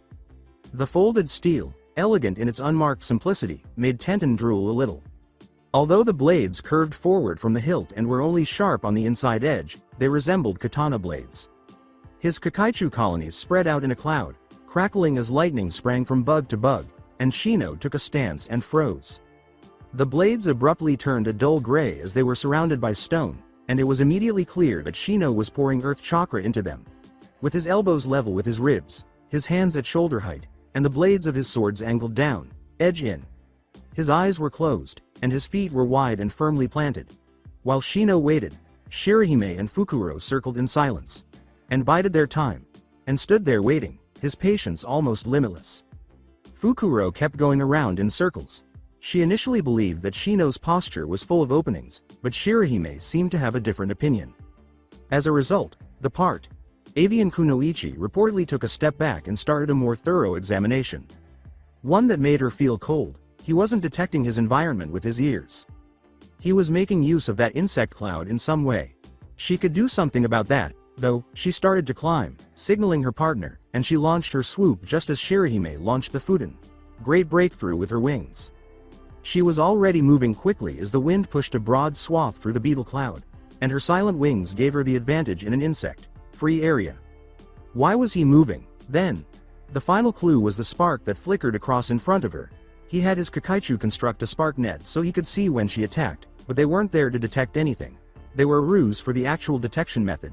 She mentally chastised herself for not training for this fight instead of swooning over her previous opponent.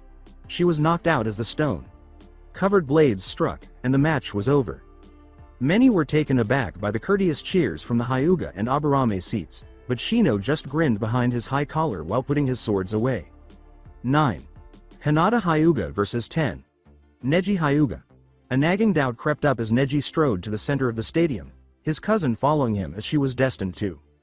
After all, she had come this far, so that thought could not and would not be dismissed with such ease. Not when she considered what she had accomplished in the preliminary stages. Another ninja had been defeated by her tainted version of the Gentle Fist, but the pure version would undoubtedly win, wouldn't it? Taking in his cousin's shirt, leggings, and that scuffed jacket she treasured like a blasted engagement ring, he ran his Byakugan over her. He grinned as he adopted the stance that was so recognizable, the unstoppable Gentle Fist. He was capable. Hinata looked at her cousin while making a concerted effort to ignore her inner terror. Herself. Doubt kept telling her that she had never defeated Hanabi before, so how could she defeat Neji? But another voice, which sounded a lot like her Naru Kun's, was yelling encouragement at her and pressuring her to demonstrate her full potential. But I have to fight Neji.ni.san. What if I can't beat him? She heard her Naru.kun whisper softly after a pause that seemed to indicate that not even her inner voice could respond to that. Then you learn from it, pick yourself up and try again. Isn't that part of our Nindo? There was silence in the Hyuga stands. Naturally, the elders preferred Neji's traditional style to Hinata's new one, but Heishi had noticed something that they had overlooked. The gentle storm appeared to change continuously in response to the defenses put up against it, whereas the Gentle Fist was a strict, defined, and codified style that depended on a specific set of maneuvers. Neji struck first as Hayate yelled, "Hajime," but he used words instead of physical force. "Fate has decreed you lose today," firmly said he, "and I am just its instrument to put you in your place. After all, how can you win? You have been weak so long, and just because some loser decided to take advantage of your naive and soft-hearted nature, you run to his side and call it victory. You are weak still, and he is a monster to do this." Hinata initially thought Neji was correct when he started, and if he had only insulted her, the outcome might have been different because Hinata had been taught that she couldn't beat her family. However, when Naruto became his target, as she whispered a release akin to Naruto's, Hinata silently bit her thumb and reached inside her jacket, swiping. Fuinjutsu. Sanjuryoku Fuji. Release. She vanished from view as Neji referred to her beloved Naru.kun as a monster, only to resurface behind him, aiming for his Tenketsu. He shouted, "Kaden," and executed the rotation defense, which was regarded as a main house skill and shocked nearly everyone in attendance. With a whoop of triumph and happiness, Tenten told Heishi that the two had not been absent for normal teenage reasons. Before Neji noticed anything, Hinata was there, just beyond it, unharmed, and rushed in again, resulting in a second Kaden. As Neji slowed, a spiraling circle of disturbed ground surrounding him. She hadn't directed her chakra to her hands either time. She combined wind, water, and lightning now. It wasn't good. He launched the well-known gentle fist attack, taking it farther than anyone knew he could, and she was there, directly in front of him. He struck with amazing speed and accuracy, saying, 8 trigrams, 128 palms. However, she was never present wherever he hit, always just a hair's breadth away. For the first time since she had first met him, she dropped the knee from his honorific, saying, Neji-san, as his ferocious attack came to an end. Which, in fact, somewhat alarmed him. You talk too much. Her reaction to him was ruthless, quick, and cruel. She caught his fingers on her palm and returned the blow when he struck for her tenketsu once more. Gentle storm. Chakra shockwave. His entire arm just failed him as her power surged up his arm, the lightning element dancing along his nerves in its wake, the wind element tearing through his chakra coils along the path the water element created. It just dropped, useless, to his side, knocking him slightly off balance. Her second blow struck his opposite leg, sending him to the ground. There was no control, no style, no discipline, and no grace. He struggled and reached for his other hand to reopen his tenketsu, but Hinata was holding it. She stated, I wouldn't, in a firm yet kind manner. You need to see Tsunade-sama to deal with this damage. Trying to open them without mending the chakra coils would give you limited use, but then it would burn those coils out for good. Neji became pale. If you hadn't insulted Naruto-kun, the Hyuga girl continued when the doctors arrived and Hayate announced the winner, you might have beaten me. But you did. He isn't a monster, Ni-san. He freed you, and the rest of the branch house, and you still see something he isn't. He has suffered, but he took strength from it and flew. You chose to be a bird, huddled in a cage that had no door, too scared to fly. Maybe now we can throw away the cage. Orochimaru was cursing himself. In addition to the fact that his carefully crafted puppets were failing him and that his disguise was ridiculously hot, Kabuto had yet to give the signal. He required more time. Kankuro, a single motion telling him to prolong it as long as possible was necessary because his match was next. Even as the proctor announced the next match, Kankuro received the signal, understood what it meant, and nodded. Regretfully, despite how evident it may have been, neither had taken into account the distinctions between Konoha and Suna signal language. 11. Kankuro no Sabaku vs 12.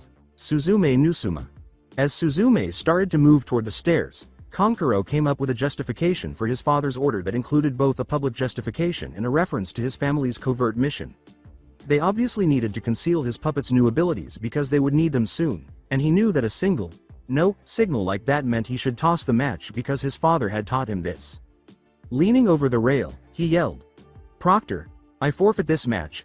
I have no real defenses against a genjutsu user of this girl's caliber, so this match would be a waste of precious time.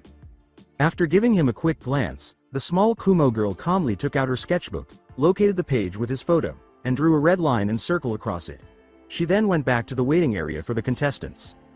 Orochimaru refrained from pressing his face against the cage's box, almost. Tenten gazed. She had been observing everyone as they fought and paying close attention to the winners because she didn't have to face anyone in this round.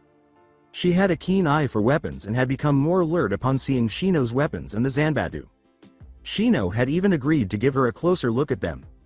The caterers had already started delivering the midday meals, and the new lineup had to be announced before the second round started.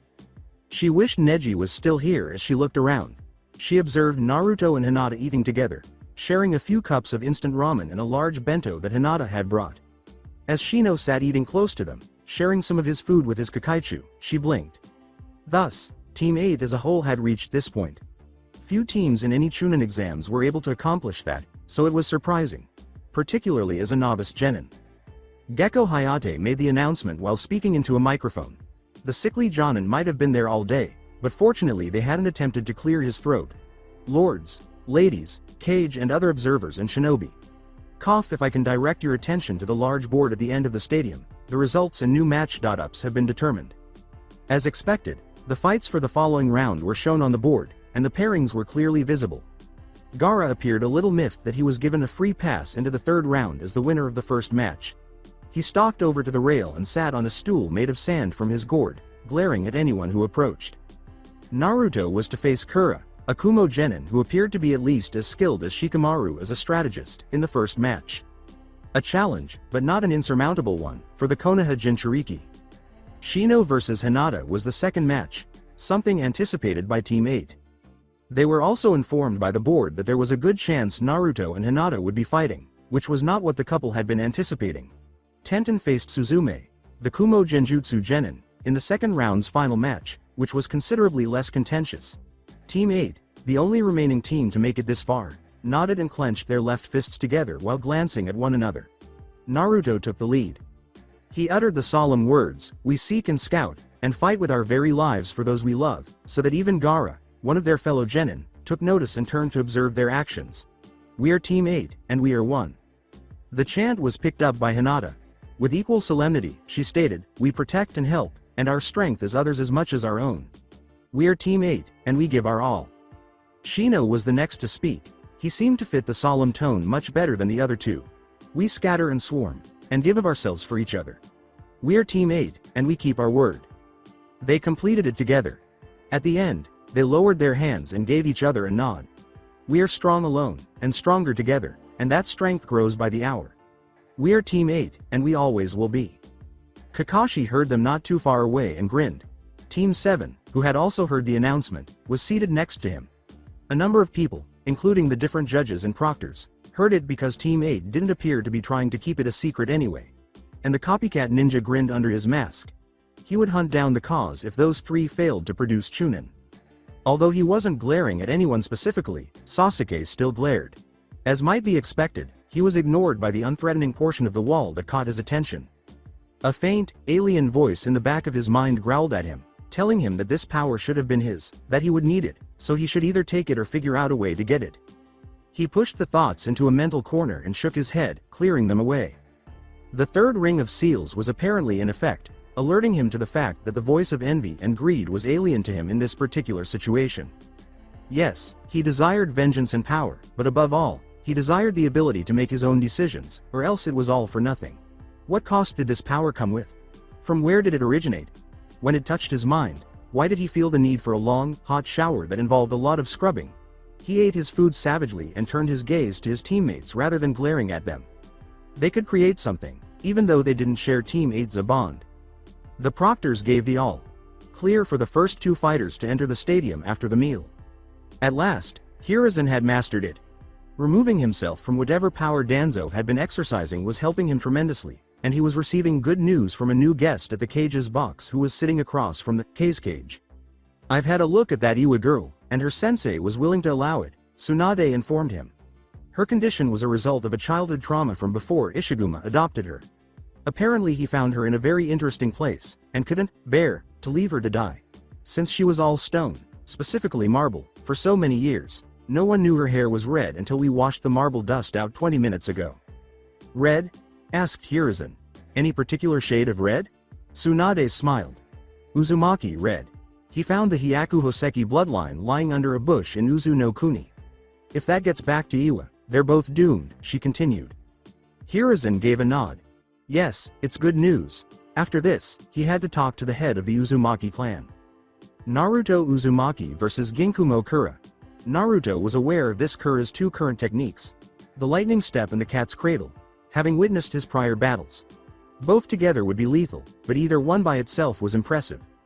The best defense he could think of was to keep his opponent too busy to throw his kunai around while he charged in, sliding out his claws. Kura didn't like to fight close and hard, but he could dance to the music and knew the tune. With a kunai in each hand, he was parrying frantically and avoiding as much as he could. As he blocked, he could see the metal's dents and grooves. This irritated me. 3 of the 5 paths in his mind, a tactic he had employed for years, were devoted to his defense, while the other 2 frantically attempted to come up with a respectable strategy for winning. He would be left with no options if his opponent released the gravity seals, which he had already seen. He noticed his opponent's nose flaring. He could use clones, but they wouldn't work. Even as Naruto pulled his claws away from the stone, he took the few seconds he needed to catch his breath while switching with a boulder using the Kawarimi no Jutsu. Kura's thoughts came together, and he launched himself into the attack. 2 sections for attack, one for defense, one for analysis, and one for planning. He noticed a hand seal forming and turning pale as the kunai and wires swung around. Taju Kage Bunshin no Jutsu, Naruto, all 50 of them, stood in front of him, prepared to battle. He simply lacked the wire and kunai necessary to handle them all, and his opponent could, and probably would, bounce around the field using the substitution technique. Uzumaki had his own lightning step now, and to make matters worse, he wasn't even perspiring, in contrast to the physically worn-out Kumo strategist. One guess, one shot, and he would be overwhelmed. When he lifted his right hand above his head and opened his fingers, the kunai fell to the ground. Declaring, "I yield the match, given time. I might be able to beat you, with the right resources and preparation, but here and now, no chance." As the proctor announced the winner, Naruto accompanied the young man to the stairs. On their way to the stadium floor, the two of them went past Hinata and Shino as they entered the doorway. Kura noticed the connection when Naruto stopped to give his Hinata a firm embrace while whispering his love for her and shaking hands with his other teammates. One similar to his with his sisters, and was aware of Naruto's vulnerability. However, as he did, he attracted Naruto's attention and the savage promise that accompanied it. The man would be destroyed if he hurt, or, heaven forbid, killed one of this shinobi's valued people. However, nobody wanted to face the monster that would take his place. Regarding the idea of murdering the girl, Kura trembled. You might as well burn the world to the ground and stop there. He silently approached Fukuro and their sensei after spotting them. This information was crucial to their mission. They must be wanted dead by the Raikage. A ninja wearing an Anbu mask and cloak moved slightly closer to Team 7's seat in the stands and looked around. This could be an issue. He was competent, but was he strong enough to take on? Oh no, not her. Please, anyone but her. Anko, Copycat, Kakashi, and Illusion Queen, Kurenai? Not without a significant distraction. And triggering his signal would be a clear invitation for them to strike him forcefully. He had to wait. Hyuga Hinata versus Aburame Shino. Shino was aware that his time would be limited. If Hinata had added a third element to the style, she would have taken her gentle storm even further than he could have imagined.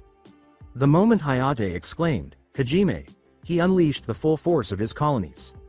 He channeled earth chakra through them, making the Kakaichu much more resilient and powerful than any insect should be, and he rushed in. Previously, Hinata's weakness was that she lacked the endurance and reserves of others, but that changed when she was training under a gravity seal. Particularly because he didn't recall her turning it back on following her most recent altercation. He did, however, have some surprises of his own. Hinata managed to dodge him as he swept his fist around, but she was taken by surprise and hit in the ribs when his Kakaichu made a fist in the shadow of his own, passing just behind and outside his own swing. She grunted and said, "UNFF," before continuing, "Good one, Shino. What do you call it?" His glasses he pushed back up his nose. She nodded as she assumed a new stance, loosely based on the gentle fist's 8 trigrams. Shino's eyes widened behind his glasses, taking in every detail, including her newly activated Byakugan. "I was thinking, bug shadow boxing, but it doesn't feel right. I'll get back to you." Which implied that without the enhanced awareness of the Hyuga Dujutsu, his initial flurry had been prevented. He felt his Kakaichu fall one by one until he could feel only his 2 queens as she started to spin and strike, seemingly wildly to those in the stands. In that regard, the Aburame's Kakaichu were somewhat special. In that if their hosts were strong and determined enough, queens could live together. As the other insects fell, he realized that he didn't feel them die. In order to knock out his Kakaichu without killing them, Hinata was using her chakra in an extremely focused and precise manner, tapping at the tiny beetle's chakra across empty space up to 15 feet away. No other Hyuga could have done that. She was right there, pressing her palm against his solar plexus and allowing him to feel the chakra she could have released into him as he retreated half a step. "Proctor," he exclaimed. "I yield. That last blow could have delivered sufficient force to injure me severely and destroy my colonies and queens. I have lost." He gave his teammate a courteous bow. His words, "Congratulations, Hinata. Chan, now go hug your fiancé while I gather my Kakaichu." Both Shino's taijutsu modification and his teammate's concern for his Kakaichu impressed the Aburame, who rendered the insects incapacitated where a little more force and chakra would have completely eliminated them. Undoubtedly, Team 8 was a team to watch. They weren't the only ones, though, as Hyuga Haishi sat up straighter and became more pleased with his oldest daughter every second. Not so proud, though, as to neglect the stands as much as the stadium. After he had received that message from Hisashi's former teammate, that would have been pretty dumb. He observed the unsuccessful Kumo ninja nearby, even though a basic origami crane didn't seem like much of a warning, but the gray paper with the white backing was one anyhow. Naruto yelled, "HSST, Sakura," to get the pink-haired girl's attention. He sketched a quick bow, which startled her as she approached him warily. He said to her, "Thanks for the tip." Off about the CRA, he felt that her glare was sufficient response. "In return, I've got a suggestion for you. Think carefully and answer honestly. Do you still want Sasuke to notice you?" he asked. "Thought so. Now, you watch Sasuke more than almost anyone else I know, so think. Does he like girls?" Sakura looked over her shoulder and shook her head. Sasuke had been distracted recently, probably because of that curse mark. He hadn't heard them talk, and he wouldn't if they didn't turn up the volume. She hissed, "Of course not," knowing full well that her crush thought she was just as smart as the rest of that horde. Sakura was becoming uneasy with Naruto's questions, which were really getting to her. "What do all these girls have in common? What are they doing that he can't stand?" he asked. When she gave it some thought, she realized that their behavior essentially ensured that he wouldn't notice them. They chase him and praise him all the time. He doesn't want that. With both hands raised, he said, "So you should do something different. I'm not saying ditch him or forget about him," while she balled her fists, "but it seems like if you truly want him to pick you, you have to make him chase after you. He respects strength, so get stronger and show him how you did it. Share what you learn, without asking, and maybe he'll do the same." "See ya," he said, running off as Hinata ascended the stairs, embracing her and kissing her tenderly in a way that Sakura wished she could have. She decided as she turned to face Sasuke. However, nobody would ever find out that she had heeded Naruto's relationship advice. Jiraiya walked past Tsunade, who nodded. Orochimaru had been experimenting with a jutsu before he left the village, and whoever was in the cage's box was wearing dead flesh over their own. Jiraiya was shaking his head, however. Danzo had been absent all day, indicating that he was aware of something going on and wanted it to happen. A damning mindset. It was a smart idea to make sure the Hokage was never left alone. However, it was more difficult to keep it subdued enough to avoid raising their former teammates' red flags. Yanagi Tenten versus Nusuma Suzume. The young weapons mistress was recalling the training her father, adopted as she may be, that was who he was to her, had given her, along with a few pieces of advice, as she jumped backwards, her hands full of kunai that she had hurled blindly in the general direction of her opponent.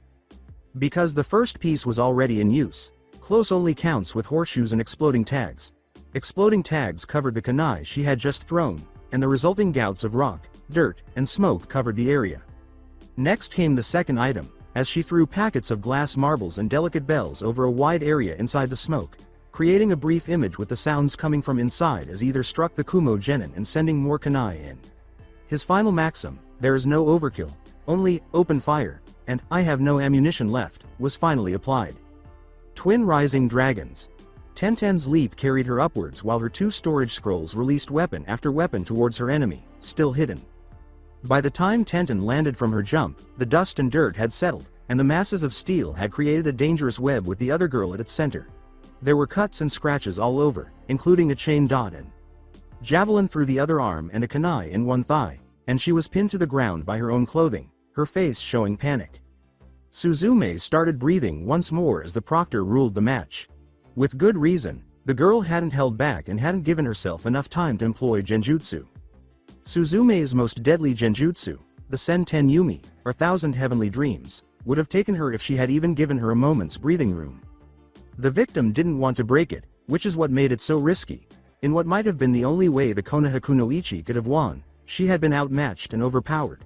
This one, she observed, was the one who spent time with that Hyuga boy from before. What must their Jonin be able to do if they were as powerful as Jenin aiming for Chunin? Kura might have been correct. Again. Oh no. The Cage scowled under his veil and hat. There was a problem. It had been a terrible oversight, but there was nothing he could do about the signal mix up. He appeared somewhat agitated.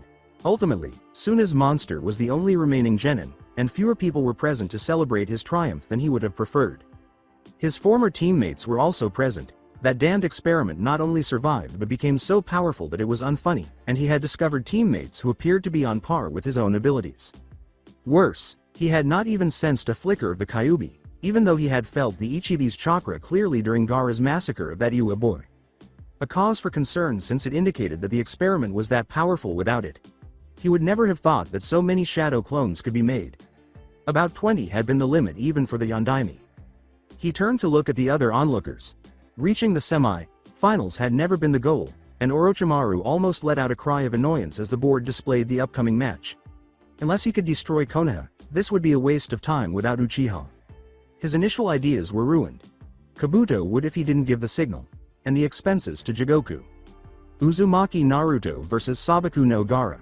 While Naruto leapt over the railing and dragged his claws down the wall, creating 6 trails of sparks and gouging shallow furrows in the wall, Gara rode his sand, causing a disk of it to form beneath him and lift him down to the stadium floor. Gara turned to face his opponent as they positioned themselves. Mother is happy, she will finally have your blood, so we mustn't waste a single drop. Everyone in the stands felt the tremendous emotional pressure of the Suna Jinchuriki's killing intent, their terrible, inhuman hatred for everything, and their willingness to light fires just to watch the world burn. Everyone was vulnerable, even Orochimaru, who momentarily regained his composure and questioned whether this plan had been properly considered. For lack of a better word, those who had been trained to resist the monstrous feeling leaned into it, flaring their own chakra in the process. Because he already had a Kyuubi inside of him, Naruto was accustomed to its presence and chose to ignore it. Leaning his scroll against the wall, he let go of his weights and his gravity seal, a vulpine smile spreading across his face. Then he stood, adopting his loose, low stance, but with a twist. His hands were open, palms up, as if he were holding a baseball-sized sphere, and his claws were low touching the ground. As Hayate shouted, "Hajime!" and fled, his elbows were bent in preparation for battle, and his eyes were fixed on his adversary. The blonde Jinchuriki spun around what was left of the tendril and slashed out at Gaara's arm, but the boy slashed across the incoming sand with his claws and called out, "Arashi no Sume!" Claws of the storm. The sand lashed out faster than anyone could have imagined, a lance of it thrusting to pierce Naruto's side. Between them, a wall of sand appeared, spraying back onto Gaara at the 3 points of impact while holding, and then launching spikes at Naruto. Naruto repeatedly struck, ignoring a few blows to his arms and pushing the pain to one side. When the sand retaliated, he attacked those blows. Although the injuries closed too quickly and the blow exchange took too long, the red-haired Jinchuriki was in heaven, his inner voice laughing crazily as the other boy's blood flew. In order to accelerate the sand and strike, he slightly activated the yellow chakra of the monster inside of him. This caused the sand to spiral around his opponent, trapping him in a large mass of sand. All of Naruto's friends, rivals, and allies stood and watched in awe as his harsh whisper, "Sand coffin," was somehow audible to everyone in the stands, announcing his enemy's fate. Orochimaru grinned gleefully. It's almost time, then. He could wait a few minutes for Hiruzen's expression to settle into shock and despair. Wishing he could stop this, Hiruzen raised one hand, but by the time he did, Hanabi paled along with Heishi. It would break Hinata's heart. With her fist in her mouth, Kurenai was hardly able to contain her screams and tears. Kabuto ignored his target 10 feet away and savored the brat's impending death. Only 3 individuals who were able to see what was happening did not even react. Kakashi, frozen with shock in place. Sasuke, battling the curse mark's roar in order to exact revenge for Naruto's passing. As well as Hinata. The girl whispered as she gazed at the sand where her fiancé had vanished. "You promised me, Naruto. You know our Nindo. Keep it." Gaara closed his outstretched hand in the stadium below, yelling in triumph and joy as he did so. Sand burial. So that's it for today. I hope you guys enjoyed it. Don't forget to like, share and subscribe to the channel for more awesome stories like this. Thank you. See you all in my next video.